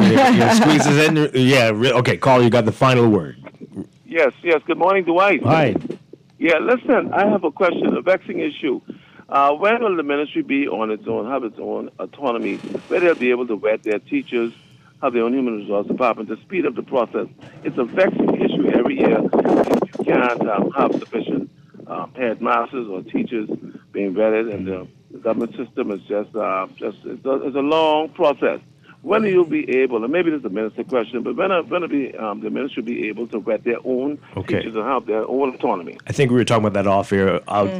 Explain that for the audience who might not know what he's talking about. I would love it. A commission would allow us to do everything we need to do very quickly. When you have to go through other agencies, it becomes a bottleneck, and it takes longer. Public service, Ministry of Finance, Ministry of Works in some instances. So yes, having a commission would be fantastic because it would allow us to do things a little bit quicker. Is that on the table? Is that being discussed? I know the framework is there, but I cannot tell you that that's on the table.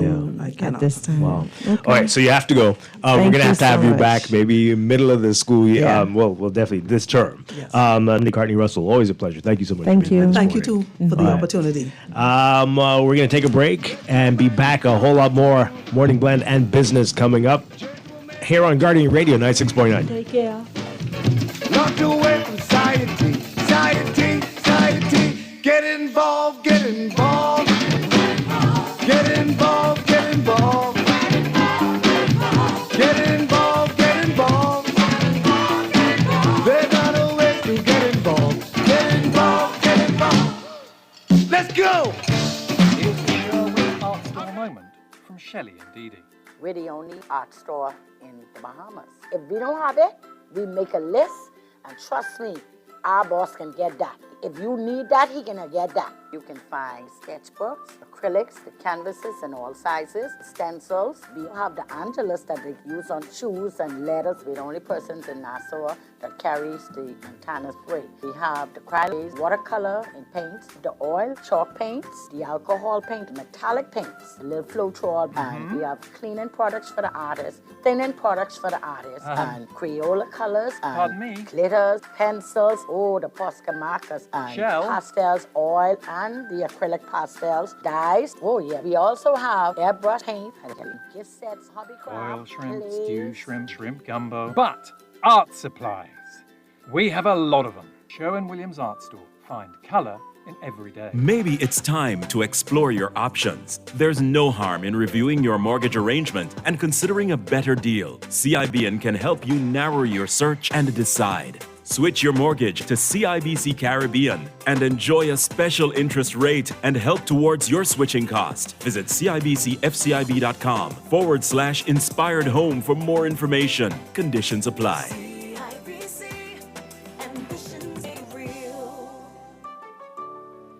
Wake up, it's a new day. No one likes a fender bender. Oh, man. From a little scratch to a full mashup, NUA Insurance has got you covered with auto insurance tailored to fit your needs and budget. For affordable rates with free on-site accident assistance, visit us online or in branch and just ask us. NUA Insurance. Ask us because we've got you covered.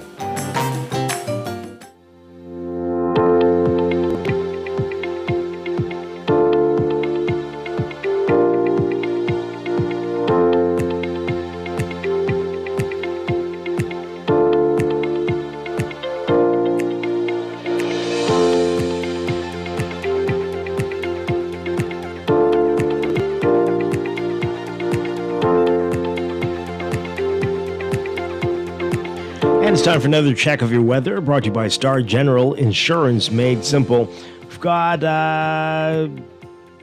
severe weather watch in effect for the northern, northwest, and central. The warnings have been lifted, but a watch remains in effect for these areas, as we've got a lingering stationary front and area of low pressure across the northern Bahamas, along with associated moisture and troughing. It's going to continue to increase shower and thunderstorm activity across this part of the country.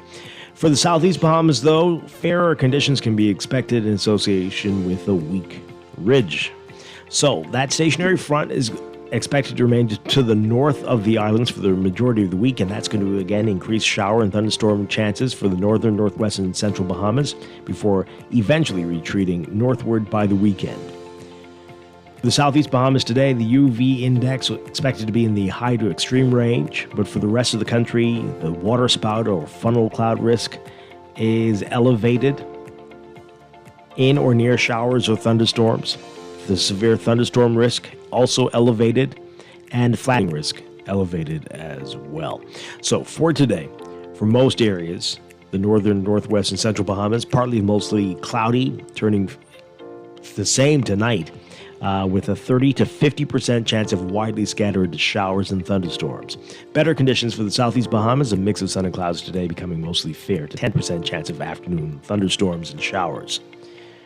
For most of the country, look for highs around 91, 92, 93 Fahrenheit, 34 Celsius. The heat index will be a factor for areas where it's not raining a lot. So that's not the Bahamas. But for the rest of the country, the heat index will make you feel like it's 106 Fahrenheit, 41 Celsius. But the rain cover will mean the heat index won't be so much of a factor for us in the Northwest Bahamas. Overnight lows tonight getting down to about 81 Fahrenheit, 27 Celsius. In your extended outlook for tomorrow, Wednesday, a mix of sun and clouds again for the southeast Bahamas, but everywhere else, partly to mostly cloudy. By Thursday, a mix of sun and clouds for the northwest Bahamas, the northern Bahamas, and partly sunny for the southeast Bahamas, and partly to mostly cloudy for the northern and northwest Bahamas. By Friday, a mix of sun and clouds for the rest of the country. Gradually seeing a reduction in rain chances as we get closer to the weekend. In the tropics, we're still watching that tropical wave over the far eastern tropical Atlantic, south of the Cabo Verde Islands. Environmental conditions appear conducive for gradual development of the system. Formation chance through 7 days is now about 60%.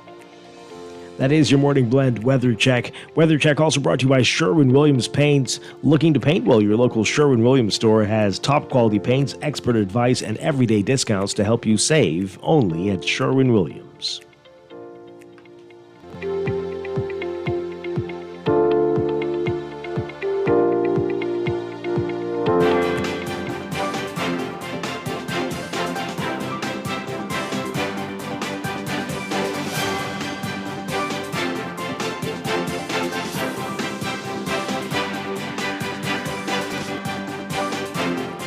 And your final look at traffic brought to you by RBC. With RBC, your ideas happen here. In real-time traffic, a few hot spots still. We've got Blue Hill Road near Carmichael. Still seeing some slow-moving traffic both directions, north and southbound. And get closer to Independence Drive, you'll still see a line in front of you if you're heading northbound, approaching the Independence Drive roundabout. Elsewhere, Soldier Road, some slow-moving eastbound traffic just east of East Street. As you get closer to Windsor Place and near Old Trail, you'll see that there. And pockets along Wolf Road near Marathon, the roundabout there, and some of the major intersections. But manageable for you otherwise. That's real-time traffic and your morning blend traffic alert. Traffic alert also brought to you by NUA Insurance, agents and brokers. Whether you're on the road or planning your next move, they've got you covered. Visit nuainsurance.com for an instant motor quote or stop by your nearest branch today.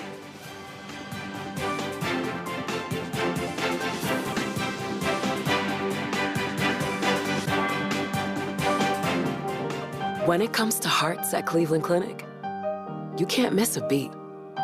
You seek the best care possible, work with the brightest minds, and leave no stone unturned to get to the heart of it. Because understanding is always the first step to overcoming. For every heart in the world, see how we're advancing the future of heart care at Cleveland Clinic today.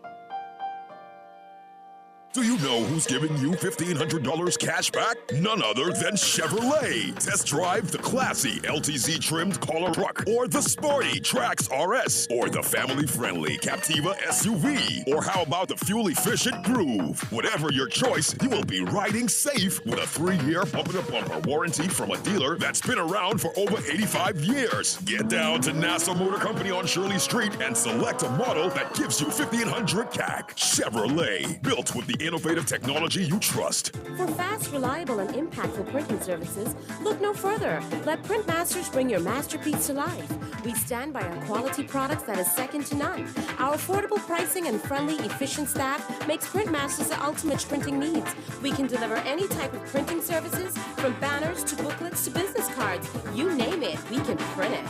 Let Printmasters bring your masterpiece to life. Located in the Nassau Guardian Building, telephone 302-2361.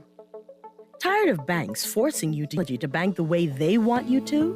Your convenience is important. So no matter what your banking needs, Commonwealth Bank's friendly staff are always available in branch for that personal one-on-one service. But when you choose technology, our online and mobile banking app offers you state-of-the-art functionality. The choice is yours.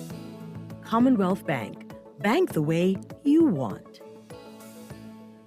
Planning for retirement can be overwhelming, but with CFAL, it doesn't have to be. We offer tailor-made individual, group, and pension solutions that take the guesswork out of retirement planning. Whether it's for you or your company, don't leave your future to chance and let the trusted hands of CFAL's experts guide you toward peace of mind and financial stability. Low upfront costs and affordable monthly payments make it easy for you to build wealth so you can live well. Visit us at cfal.com to start on your path toward financial freedom. CFAL, growing wealth for future generations. Nothing beats a Chickchani Challenge. On September 27th, we're bringing the action, a 5K course packed with 20 thrilling obstacles. Start and finish at Fusion Superplex with energy, fun and excitement all around. First time? No problem. Try the Chickchani Light version, built just. Got kids? Ages 3 to 7 can take on their very own Chickchani Kids Challenge. And this year, we're turning 10. So grab your team, mark your calendar, and come celebrate with us. Visit chickchanichallenge.com to sign up today. Thanks to our sponsors Fusion Superplex, Guardian Radio 9.9, Kalina, RBC, Advantage Insurance, Party Pilots Rentals and Events, Fincastle Media Group, Powerade, Click, and Art of Graphics. This is Guardian Radio 96.9 FM, streaming on GuardianTalkRadio.com and the Guardian Radio app, Nassau, Bahamas. The views and opinions of the hosts and guests are their own and do not necessarily reflect the views of the management and staff of Guardian Radio. Wake up, it's a new day. Wake up, it's a new day.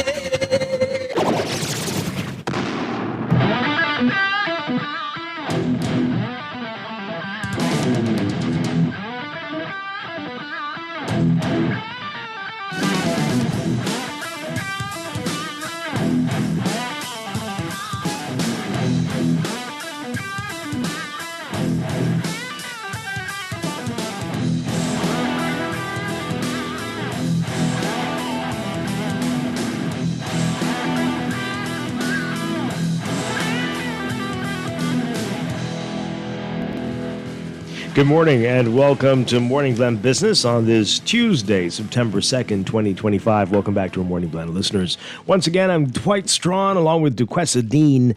And we just wrapped up our conversation with the Director of Education, Dominique McCartney-Russell. She definitely has a busy day ahead, so she had to leave. But if you have questions, concerns, comments, get them in. 323-6232, 325-4316. 325-4259. Call us toll free, 242-300-5720. Tweet us, Facebook us, text us, 422-4796. And we're going to talk about some other issues in the news as well. So we had a few of the messages. We couldn't get to all of them. Some of these were about what we started off talking about with the hair. People concerned about that.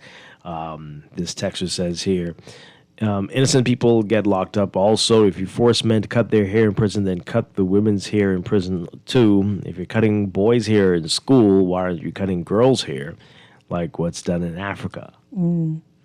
Okay. Okay. All right.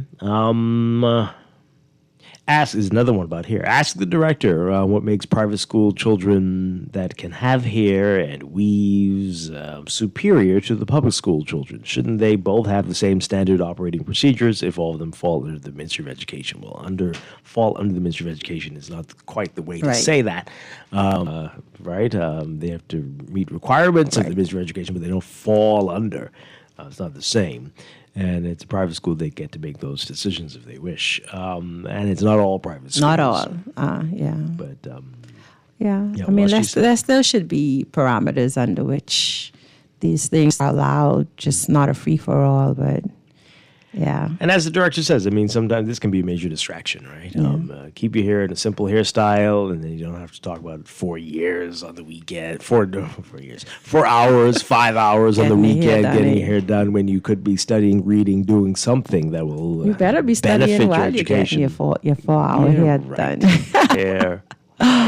I just think that some of it is also a confidence booster. And yes, you want to teach people to love themselves as they are. However, there's nothing wrong with slight enhancements. If having your hair braided makes you feel confident and, you're going to pay more attention in school or whatever, then, Well, it doesn't seem like many people are having an issue with girls with their hair braided. Yes, more guys. But no, it's boys. Interesting. Let's take this call and we'll get back to your messages. Good morning, caller. You're on the air. Yes, good morning to Mrs. Strong. Good morning to the question. Good morning. Could you allow me to express myself about these type scenarios? Right, this is my opinion, strictly, right? These things are embedded in us through colonialism, right? I wear locks, and sometimes I go places and I yuck out money, and like at least the bank know me and the credit union people know me, right? But you should see the type of contempt that people look at you, even if they see you with that type of money on you, they believe like it's nefarious automatically, right? Wow. So with the schools, this is just the way this is how steam-brain our colonial minds are. So I'll just share this with you. Now, Miss Sheila Strong, that's Dr. Strong's mother. She was a very good English teacher to me. I used to get old for her. I would always try to keep my shirt with my pants. That's one thing I was incorrigible about, right? I just didn't believe in that. And so all of these other concepts about hairdo as the young ladies.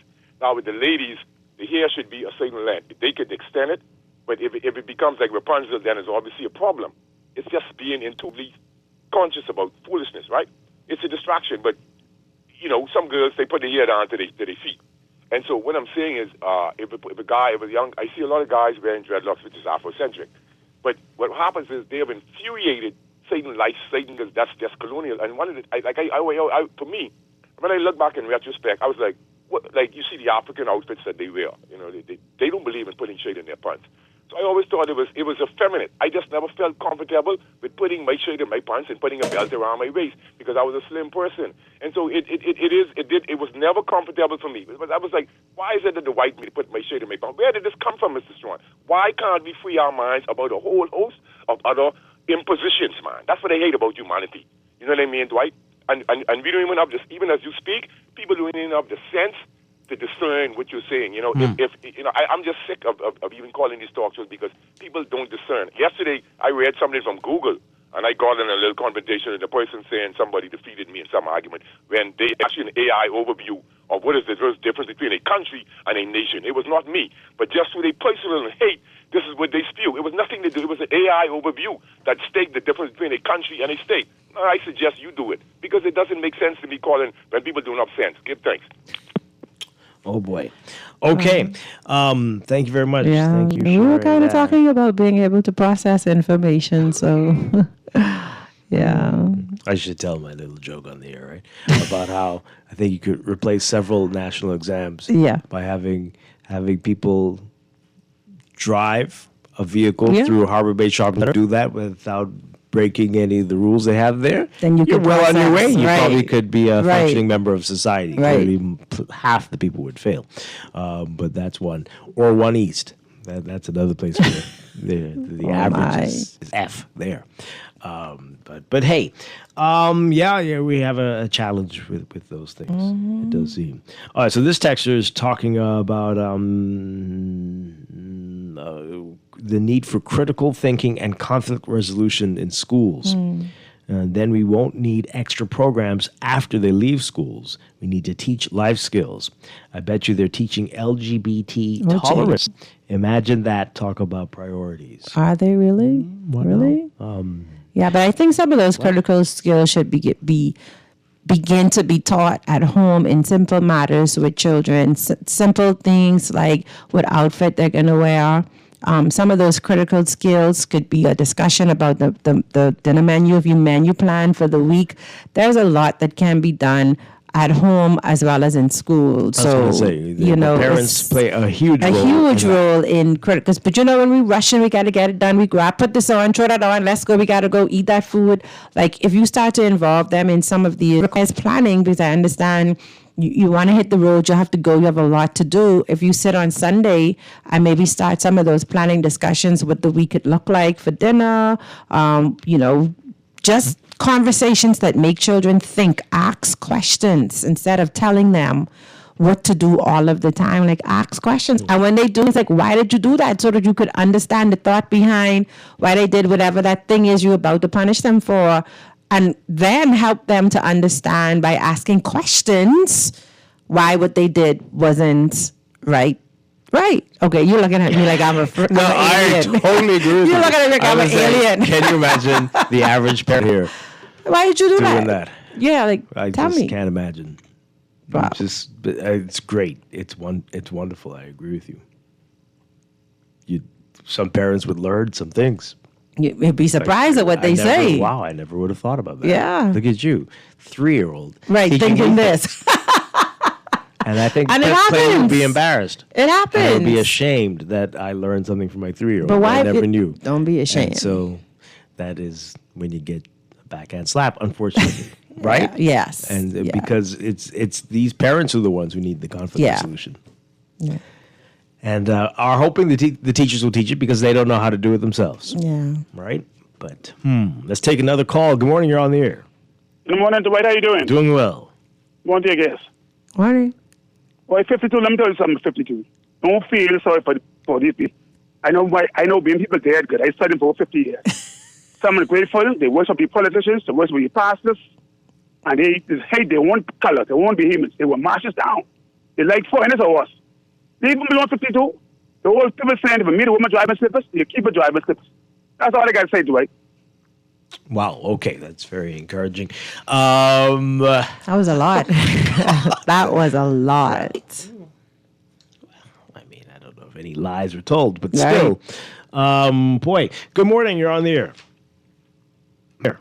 Yeah, good morning, Dwight, and good morning, DeQuest. Morning. Good morning. Yeah, I was listening to the interview, and DeQuest, you asked a key question, which I would like to raise in respect to PTA.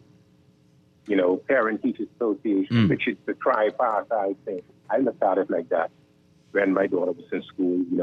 It's a collaboration between the teacher, the parent, and the student. And a lot of parents look at it and they treat it basically as a monthly thing.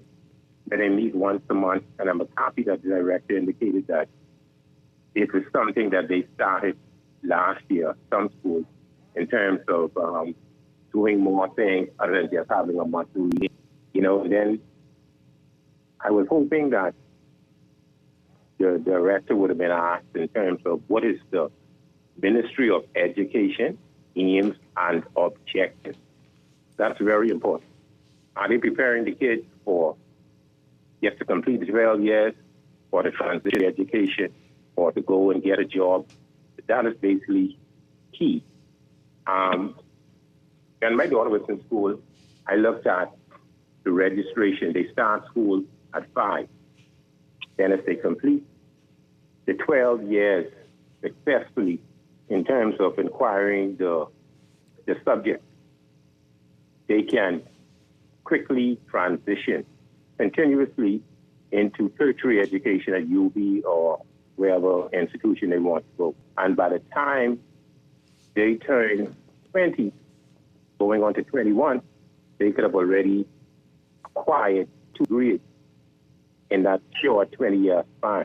It is possible, and I believe that the ministry could be a little bit more clear as to their objectives, because if they focus on that, you will have a lot of kids. Now, some kids do it, their parents go into overdrive, but just following the system in terms of the years, start at 5, start university between 16 and 17, and they can get their degree at, or first degree at, or bachelor's at age I 20 or suspect potentially it's turning 20. all of the things you mentioned, and you decide where they just wanted you to be prepared for what comes next, right? So it's all of the things you mentioned, whether you want to go off to school, whether you want to work, whether you want whatever.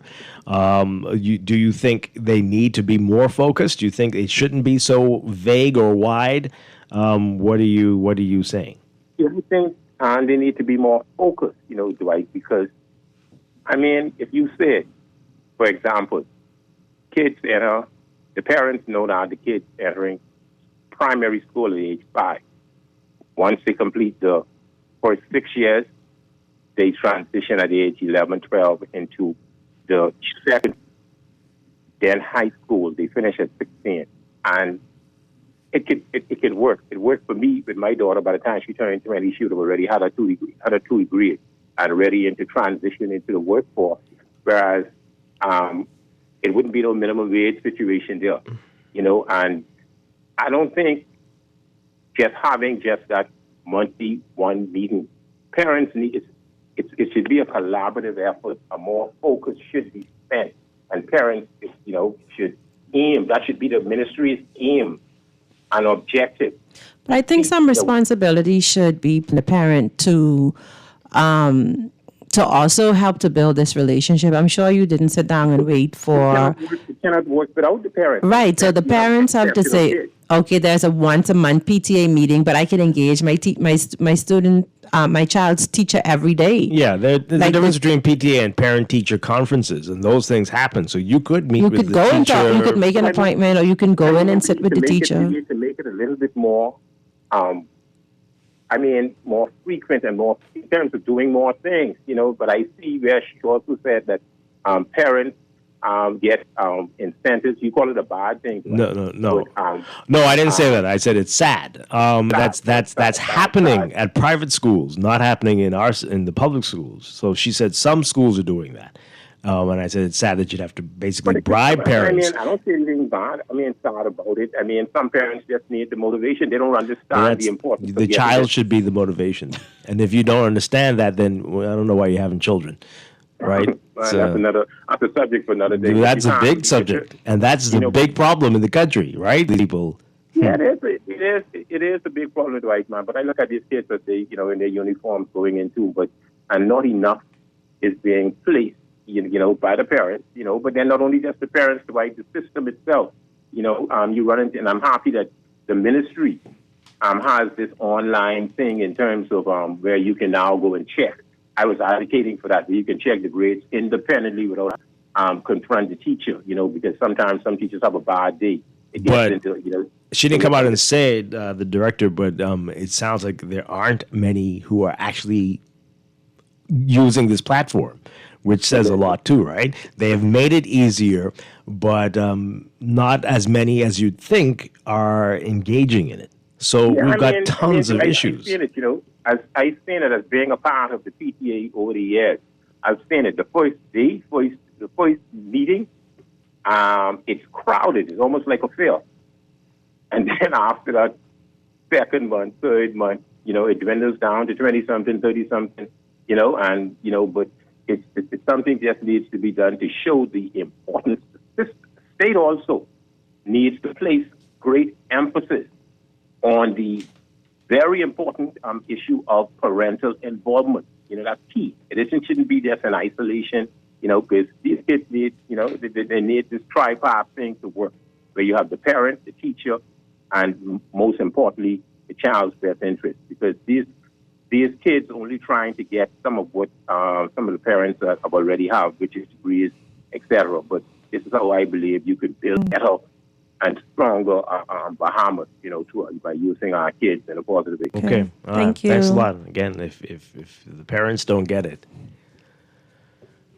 boy, wow. How do you do it? How do you? You really have to give them tax breaks, incentivize. Well, I'm speechless. As you can clearly see. Well, it explains a lot. It explains why we see what we're seeing. Maybe some of them just don't see it as a partnership. Maybe some parents feel like sending the child to school is responsible enough. Like go to school and get your learning in school. They'll take it from here. And the teachers will take it from here. And when I pick you up in the afternoon, you've been to school, I've done my duty. On Saturday. And What you're you doing over there reading books for? You need to go. Yeah. Okay. You got to clean the house. That's for Monday take. Yeah. Yeah. So, Wow. I mean, I get it. Yeah. Well, now it's clear. Good morning, caller. You're on the air. Dwight on the question. Hi, good morning. Good morning to the nation. I was trying to get in when director was there with you. Yes. But nonetheless, I wanted to congratulate her and as the head technocrat executing on behalf of the minister and her policies. And the minister, I think they're doing a wonderful job trying to revamp the educational system, incorporating the Bahamian side of history into the curriculum through history, taking a hands-on and hands-off approach as it relates to STEM and recognizing how kids learn differently and trying to be active and not just reactive, seeking to work with all the partners in the process, being the teachers, the administrators, the parents, as well as them at the ministry who sets the course. I believe that they're doing an excellent job with their planning, and not only their planning, she spoke a lot about the execution of what they're doing. I believe, however, we're going to see, spreading the partnership to the Bahamas Chamber of Commerce, the Bahamas Contractors Association, the Polytechnic School that's coming on stream, expanding technical education, in particular in the Family Islands, where there's a lack in many instances versus what's happening in the capital. And so I want to commend them for all the positive things that they're implementing to make things better in our country, to bridge that gap in terms of capacity building and skill sets for the job market, for job readiness, as well as their focus on the national examinations, right? And I want to encourage them to continue to work hard, to continue to work with the unions, to continue to get them the resources, the teachers that they need to execute, and to continue to work very diligently between the parents and the teachers. Perhaps they may. I had a conversation recently, Dwight, since you were discussing education, and I learned that one of the challenges may be along the lines of the act, which limits the ministry in terms of what they can and cannot do as resolutions with regards to how do you engage and how do you make it mandatory for parents to take more seriously participation at the school level for their child's development, advancement, and elevation. And so maybe perhaps it may have to look at some things in that regard in order to help with that process, with that key partner being the parents at home, because that at home situation, as we discussed yesterday, is most critical. But I want to overall encourage them and congratulate them, because we don't do that. Do you have any suggestions? What are your ideas on how we can get the parents to realize that they play a role in this, as opposed to having to be told or incentivized to do it?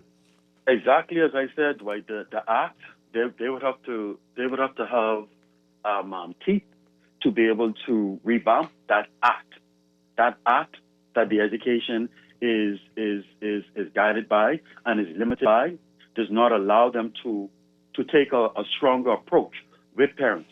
So if they can revamp that, well, I mean, yeah. So what do you suggest? What could be done? What, like teeth to what? Fine people, imprison them? What do you think needs to be done? No.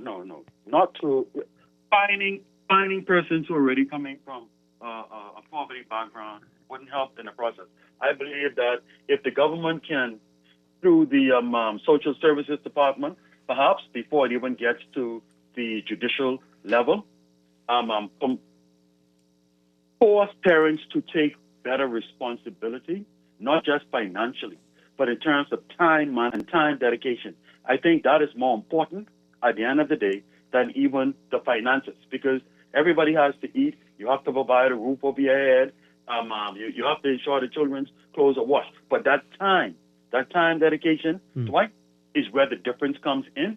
And unfortunately, where we have an abundance of parent homes, and due to the cost of living, the cost of housing, the cost of rent, et cetera, it forces parents to have to work 2, 3, maybe even 4 jobs as a single parent. But if you have both parents working together, mother and father, forced by the courts to provide that time in with their children at or up to a certain age, that will make a key difference in the formula of helping our child or our children to get over that hump. Okay. That is preventing them from moving forward consistently in the big numbers that we know they have the ability to. Just time, Dwight. Time. Okay. Time is the key factor Wow. that's missing. And if we can force, it doesn't even sound decent saying force, right? But if we can better encourage and mandate both parents, not just the mom, the parent where the child lives or who the child lives with or in who lives, both parents, the male and the female, to work together and put that time in with their child for their advancement and their development, I think everything will spring forward positively from that platform. Thanks for okay. the opportunity. Right, God. Thanks a lot. Appreciate it. Yeah, thanks. Well, I heard a show yesterday. Somebody called in and said, "Why not incentivize the parents who've got the kids who are doing well?" Right? And it's so sad that we don't pay so much the focus show to with them. Garth yesterday. Yeah. One of the shows in the Yeah. afternoon yesterday. If your kids are on the honor roll, if they're getting BGCSE adults and stuff, like, you get a tax break, or you get to bring in something duty free. Those are greater incentives, though. It might even help other parents to jump on board. I mean, it could be discriminatory for non-parents. Right, But, if you could imagine the if chaos. you didn't break right? any law, if you can prove that you didn't break any law, maybe you should get an incentive. How about that? Oh, God, get some tax look at what breaks. we have come to. Oh, my gosh. It's just... You paid all your bills. You don't owe any taxes. They ain't checking for us. You have no fines or tickets. You get something. No. We reward good. You should. Whatever you recognize and reward gets repeated. Can we look into it? I'm all for it. Can we try it? Can we be part of I'm all a pilot for it. program? I'm all for it. Maybe that's it. If you attend. Yeah. Right. We were talking about this with the parents. They had tried to do that with the PTA meetings. If you attended the 3-year, kid would be allowed to graduate, and if you didn't, there'd be some parents issues. still didn't come. And it was a problem. Yeah. Boy. Let's take some more calls. Good morning. You're on the air. Well, I said, Nana boy again. Good morning. Listening to all the callers, right? And they're making some good points. But Jesus, right? This ain't no time to give no accolades. 60 teachers missing. You know what percentage that is from the full complement of teacher? What percentage that is? Maintenance for 50-something years, you always have a problem on all of the rest of the stuff. Man, this ain't no time to give nobody no accolades. It's time to start pointing fingers and blaming some people. I think you should do both. I mean, teachers retire, teachers move to other professions, so things will happen. She said they added 80, right? 80 from new teachers, graduated, but they still have a shortage. Yeah, but like we something got to be done because this don't just happen this year. From I remember myself, Dwight did shortage of teachers and painting schools a week before. These days been happening. Yeah. We need to mitigate against stuff like that, man. Yeah. We can do better. Now, sometimes, as she says, sometimes you find out a few weeks before the school year opens that 60, right? somebody's not coming back. Maybe 5. Yeah. That's 60. Yeah. But listen, incentive in this modern day and time, right? Because all of the callers making good contributions. But in this day and time, right, you still think we need to be putting the burden of uniforms on parents, man? Don't you think now could ease that burden off them, a couple of dollars to do something else, and let them give the children their own clothes, appropriately dressed to go to school nowadays, man? No. You think we still got to be doing uniforms, right? You don't want to do that. Yeah, I think we do. I think you need the uniforms. You definitely, and then the parents. Some people's idea of what is appropriately dressed will be the worst thing you could ever imagine. So don't leave it up to them. And some people can't afford to buy a Well, wardrobe. there'll be plenty of people who won't be allowed to go through that gate. I don't think you want to go there. To question, Nana, you know how expensive school uniforms are today? I mean, you buy 5 sets, or some people buy 3 and, kind of just make do. At least you could wash that out and keep wearing that. It kind of evens the board out in terms of, helping for everyone to be on one level. It could also help to lessen bullying in the schools. Like, there's so much attached to what a child is wearing, and children are so cruel. Did you hear the show yesterday about the Bamboo Shack bags and how everyone thinks the kids are going to be bullied to pieces? Imagine if you were wearing... I had to leave. I had to leave early for... If you're wearing the wrong shirt, what that would do to you. Brand, oh, man. It's too much. No way. Not in this place. Well, Dwight, like I say, it is being done all around the world. With the school security, it can work, but this is a debate all over. I mean, some schools and places where they used to wear their own clothes are moving towards uniform. So it's happening in both. What I do know is that we need to look at the type of uniforms that children are wearing here. Possibly because it's crazy to be wearing these thick material garments in this heat, like. And I don't exactly. Well, I just was throwing that out there. Yeah, no, it's interesting. It's great to have the conversation. But I think it will be a disaster. Thank you. All right. Thank you. I know when I was younger, I was wishing we could wear our own clothes. Yeah. But now, with age, you're like, oh no, uniform. There are plenty of people who work in a workplace who wish they could wear a uniform. It's one last thing to think about. Yeah. Even though we want them to critically think, but. Yeah, no, there are pros and cons for both. Yeah, right? Agreed. My goodness. Caller, good morning. You're on the air. Dwight, how you doing? Doing well. Good morning. Hey, let me ask you a question, right? You don't think that one part of the problem is, right, that you find yourself in a situation where that you can't afford to have a child, but you already have one, right? You have one child, but you could barely afford to raise and take care of the child and yourself and your single mother, right? Why have another child? So you don't think that you basically bring the responsibility on the government to burden us with taking care of another child? Then you go ahead and have another child. Then you have a fourth child. And then you go and say, well, okay, the government ain't helping, family members aren't helping, society isn't helping to raise the children. But why keep on having children? I don't think it's some form of responsibility also on the parent. There's contraceptives, there are condoms, there are birth controls. So it is not an excuse for having children that you can't really actually take care of. This is an age-old problem. Let me just comment on one more thing, right? Mm-hmm. And the second thing is with schooling and the learning process, right? I explained to people a long time ago, a 7th grade homework assignment is not the easiest thing in the world to do, right? So some people could afford to have tutors, right? But actually a tutor is extremely expensive. So if you can't do it, right, and the child can't do the homework, right, that's the problem right there. And then you can't afford to have a tutor. So you think that the government should actually, have a budget set out for a tutoring course? I'm just putting this out there. That students, parents that can't afford to have a tutor could have the children go there or probably start this. For proper learning. I'm just trying to solve the problem. You know what I mean? What you think about that? Yeah. Just put a small budget aside, $60,000, because we piss away $1 million easy on basically nothing. Hey, a lot of these solutions exist already. They're already in the schools. You'd be shocked to how many teachers are offering these things, classes and students, classes. and they aren't taking advantage of it. Sometimes there's a fee, sometimes it's free. Sometimes it's not. Some of these teachers are really just so caring that they offer these classes so kids don't fall behind. But you have to make the effort to go. And you have to get there. So if mommy ain't getting up or daddy ain't getting up Saturday to drop you, you're luck buck. You get there on your own. My goodness. So.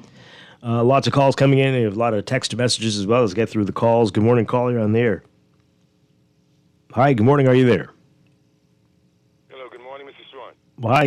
Yeah, I called back to make a very important point. And so hats off to the last caller, because I wanted to mention that, I think one of the schools that does it is the other, but I had suggested this to Ms. Wilson a time ago, as it relates to the tutoring, let's say with math and English, right? So the teachers need money, so let's parents electively who are interested in it and who can afford it. You allow students to be tutored in math, or extra hours, whether it be through the week or on the weekends. And this would help to up the level of the math dilemma, right? Because if the teachers could have a certain amount of students in the class, I don't know how they will be paid, but we just collectively come together and the administrator's office decide how much the teachers will be paid out of what the parents are tendering. And so another comment, because that's why I say hats off to the gentleman, because that is a way to attack this problem, Mr. Strachan. There's no other way. Not everybody, you might have one child, one going to private school, one going to government. There's different scenarios. But another thing as it relates to the uniform, I want to throw this in there.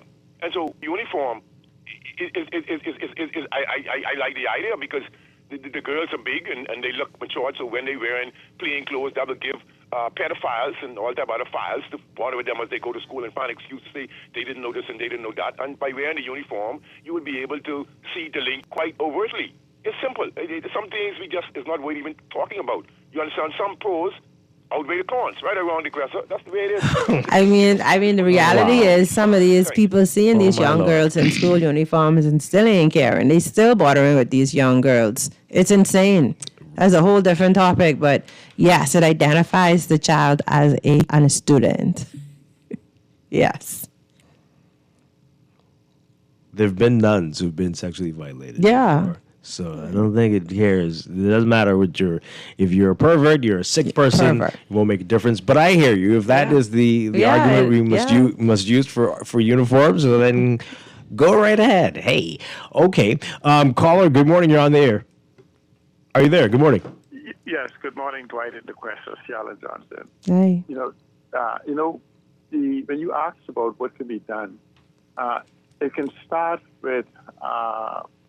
It requires us to look at it holistically, both from a child protection as well as an education standpoint. But from a child protection, we have to begin to look at the Child Protecting Act and establish a custody framework to make shared parental responsibility the presumption on birth, unless the court finds it contrary to the child's interest. And then you look at the Education Act and amend that to further strengthen what is called the compulsory attendance, then give the court some explicit power to enforce those parental involvement orders in regards to the shared custody agreement of the child. We could do all that, or we could stop having children with, can I say douchebaggy people? Can I? Sorry, but yeah, how about that? You could tell this one ain't gonna care. This is gonna be a disaster. They probably have something. She's a clown. He's a clown. Right. Why would you have a child? Why are you the difference maker? You don't need the law to tell you that. And my God, but we could wait for them to do a law. But you could make better choices. Absolutely. Good morning, caller. You're on the air. Hi. Good morning. Are you there? Yes. Good morning, Dwight, and good morning to the Quessa. I hope you're doing well. Well, thank you. How are you? I am good. Thank God for life. Until the Dwight, but first of all, the question that we have to ask ourselves is, what are we educating our children for? You know that the major industry in the Bahamas is tourism, banking, and construction, right? And so we ask ourselves, what are the requirements for these particular jobs? And me and Mr. Lang had this conversation yesterday. I know for a fact that you can get a job at these resorts with no qualifications, no PJCs, no nothing. You could be a dropout, and they hire you. According to him, he said they require basic numeracy. And what level is basic? Is that a D?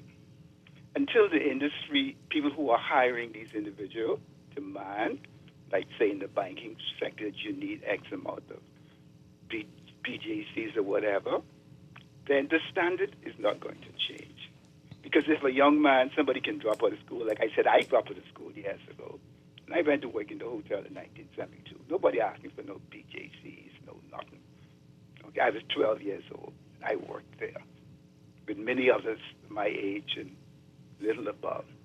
And so until that is changed, I man, and I said, why aren't you in school? He said, I'm working. I said, well, you don't want to get your education. He told me, I don't need the education in order to make money. They can drop out of school, supervisor will hire them, somebody else will hire them, somebody else will hire them. Until those who are hiring these people demand more. Because No, I don't think know that's that it. in some other Caribbean countries, I mean, I don't think that's it. It's up to the people. It's up to the people. Even in some in back house position, you have to. No. So what are they will. supposed to They will do? never do that because they love not have to pay you much. But until the people say we are not going to be a nation of dropouts and of people who can't do a basic exam, until we say we are going to have a nation of mainly college graduates, until we decide there's this, too much to it'll fi- never get there is done. too It much- has to be the No. people. It cannot be you. It'll never happen. What the college graduates, we can have X amount of college graduates to fill which positions. Which positions are most of the people who graduate from college don't even come back home. Dwight, Yeah, because you're looking at this in the wrong way, right? The attitude that you have is why those jobs aren't coming here because they know that when they come back home, they can't find a job and the things that they would even studied for, and they are not here. I don't think that the reason for that though is because people who don't degrees or who've dropped out of school are taking those jobs. I think if you go to college and you come back, like you're essentially looking for a particular type. And I'm not discounting the fact that there are challenges finding jobs when you have a college degree because you are looking for something that is not entry level. A lot of times those people are placed in entry level jobs, and there are times when circumstances create situations where you're not able to finish school, but it doesn't mean that you can't hold down a job. No, but like I said, you don't. And the question, what I'm saying that because people have an escape route. Okay, what I'm saying, and I listened to Mr. Leonard Sands. Right, he said that he pays his mason, his probably the average mason, $200 a day. Right. Somebody who goes to school to become a doctor, they probably spend 8 to 10 years. They spend thousands of dollars. They come back and they get a job. The government probably starts them with $40,000 a year. But somebody who is skilled as a mason, as a carpenter, and all of these other trades, they can make that money easy. Right, so you got everything you're saying is off because the D. You'd be surprised how many of the doctors had D averages in terms of these exams that we're talking about. So that's not a sensible argument there. Come on now, it's just an exam, and you go on and you take another course, and it is. But and then for you to assume the Mason was a D average person, that's wrong to say it like that because these are just these exams. But that's unfair as well. There are unfair situations.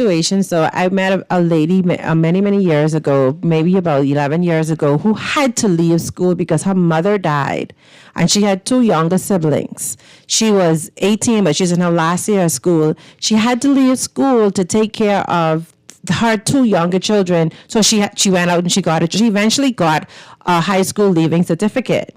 But circumstances forced her. She didn't have anybody to rely on to have to find a way to take care of her and her children. Now today she has a very good job. She has worked to build her life and stuff. But she is not someone who. Yeah, but the question, you are missing my point. I'm talking about people who intentionally drop out of school. I said I dropped out of school because I went to work to help my mother. Right? I'm talking about people who just dropped out of school. I'm talking about circumstances. Yes, I understand. Did you accept that of? You have children. You accepted that of your children. You were fine with them dropping out of school.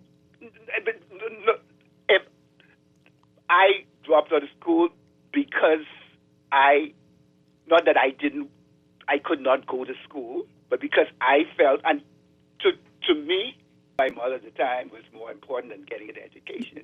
But I went back to school after that. No, I wouldn't accept that from my children. So that's it right there, right? You can't accept this. I would not Don't accept it. that from my children, And once we stop accepting it, it will change. They come from Dwight. They don't have that level. It is. I'm getting like it's. And we have to show them that it's not acceptable. No, but Like yes, you might get a low level job, but you're the ones who are going to be talking about minimum wage all the days of your life. Yes, we understand that. But this goes back to, like somebody said earlier, you're a parent, you have a child. Very difficult for you to take care of that one child, but you're making the decision to have multiple children now, and that puts a strain on you. Now your oldest child makes a decision that I have to drop out of school so I can help my mommy, so the burden doesn't be so heavy on my mommy. My mommy accepts that because she needs the help. This does not rest solely on the child. This goes much further.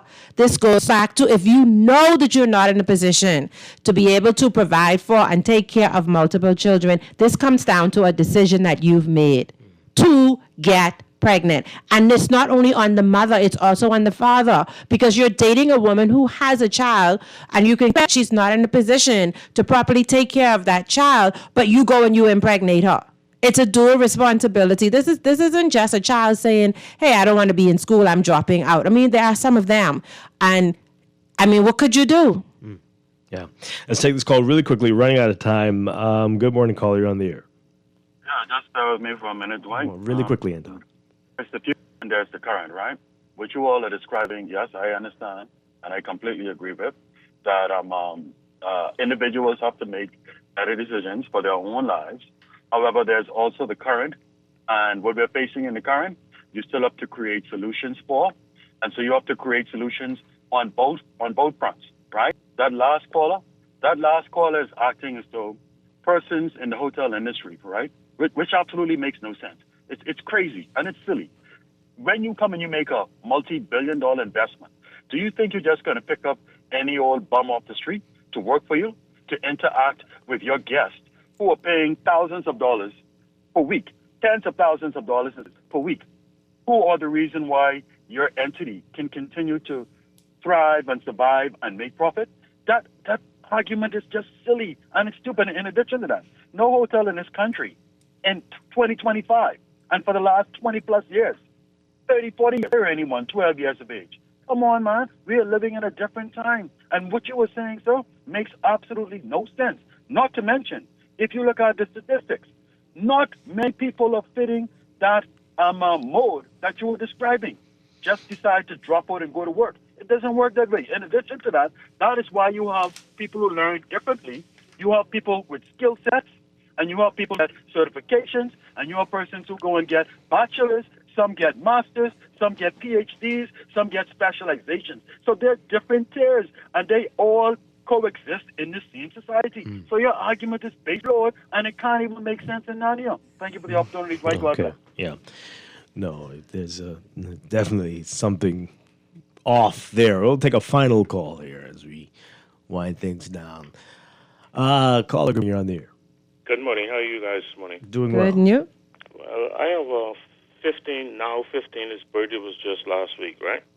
And he was on the honor roll since primary school. And let me tell you, my son is 15 now. I said, where would you like to go to summer? And he said, Daddy, I would like to go to Florida, or I'd like to go to Vegas or whatever. I said, listen, if you bring him as highest grades you can get, as far as BCs, I will make sure that happens for you. And guess what, Dwight? Every year when it comes to the midterm break for the summer, his grades are always on the honor roll.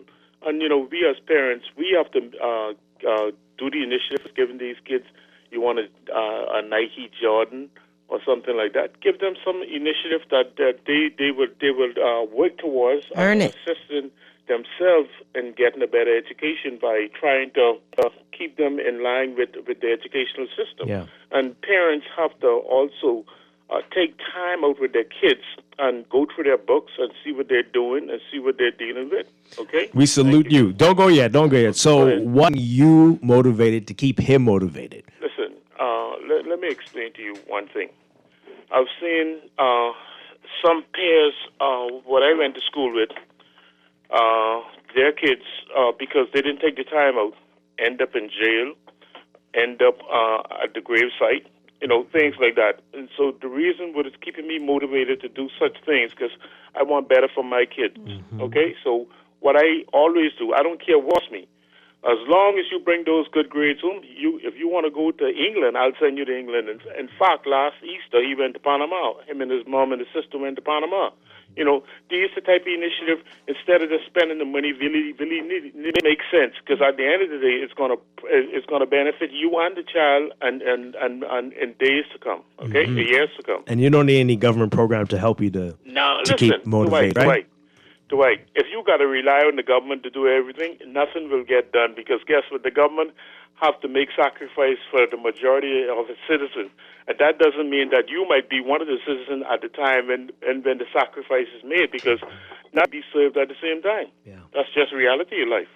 I appreciate it. Have a nice appreciate you. Thank you very much. Yeah. Gotta see it. This is your duty. You wanted the kids. You gotta. This conversation caused me want to put Kahlua in my coffee this morning, and I don't.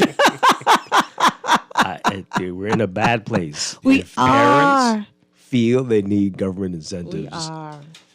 We are. To do right by their children. It's crazy. And we're not talking about the ones in poverty.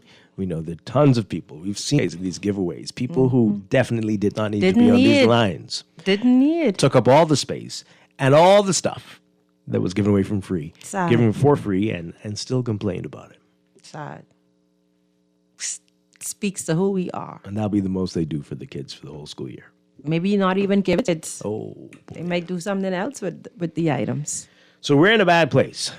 And we're going to need all hands on deck to turn it around. But as you heard from the Director of Education, there's still some things to be proud of and to celebrate, even though there are many, many, many challenges. Yeah. So don't forget that. Don't forget that. Yes. Everything is not on fire. But there is a burning smell. Duquesitine, thank you so much for being here this morning. Thank you. I had a blast. See you next week. See you next week. I'll be back tomorrow morning with more Morning Blend and Morning Blend Business right here on Guardian Radio 96.9. Be sure to pick up today's NAS Guardian for the Guardian Business section. This portion of the show brought to you by CFAL, growing wealth for future generations. And don't forget, register now for the CFAL Pension and Economic Conference, October 16th at the Bahamar Convention Center. Under the theme, Resilience in the Face of Global Uncertainty, this half-day event offers expert insights navigating today's shifting economy. Visit cfal.com for more information and to register for that, October 16th. Everybody have a great day. Stay tuned for On the Clock with Aaron Green coming up next.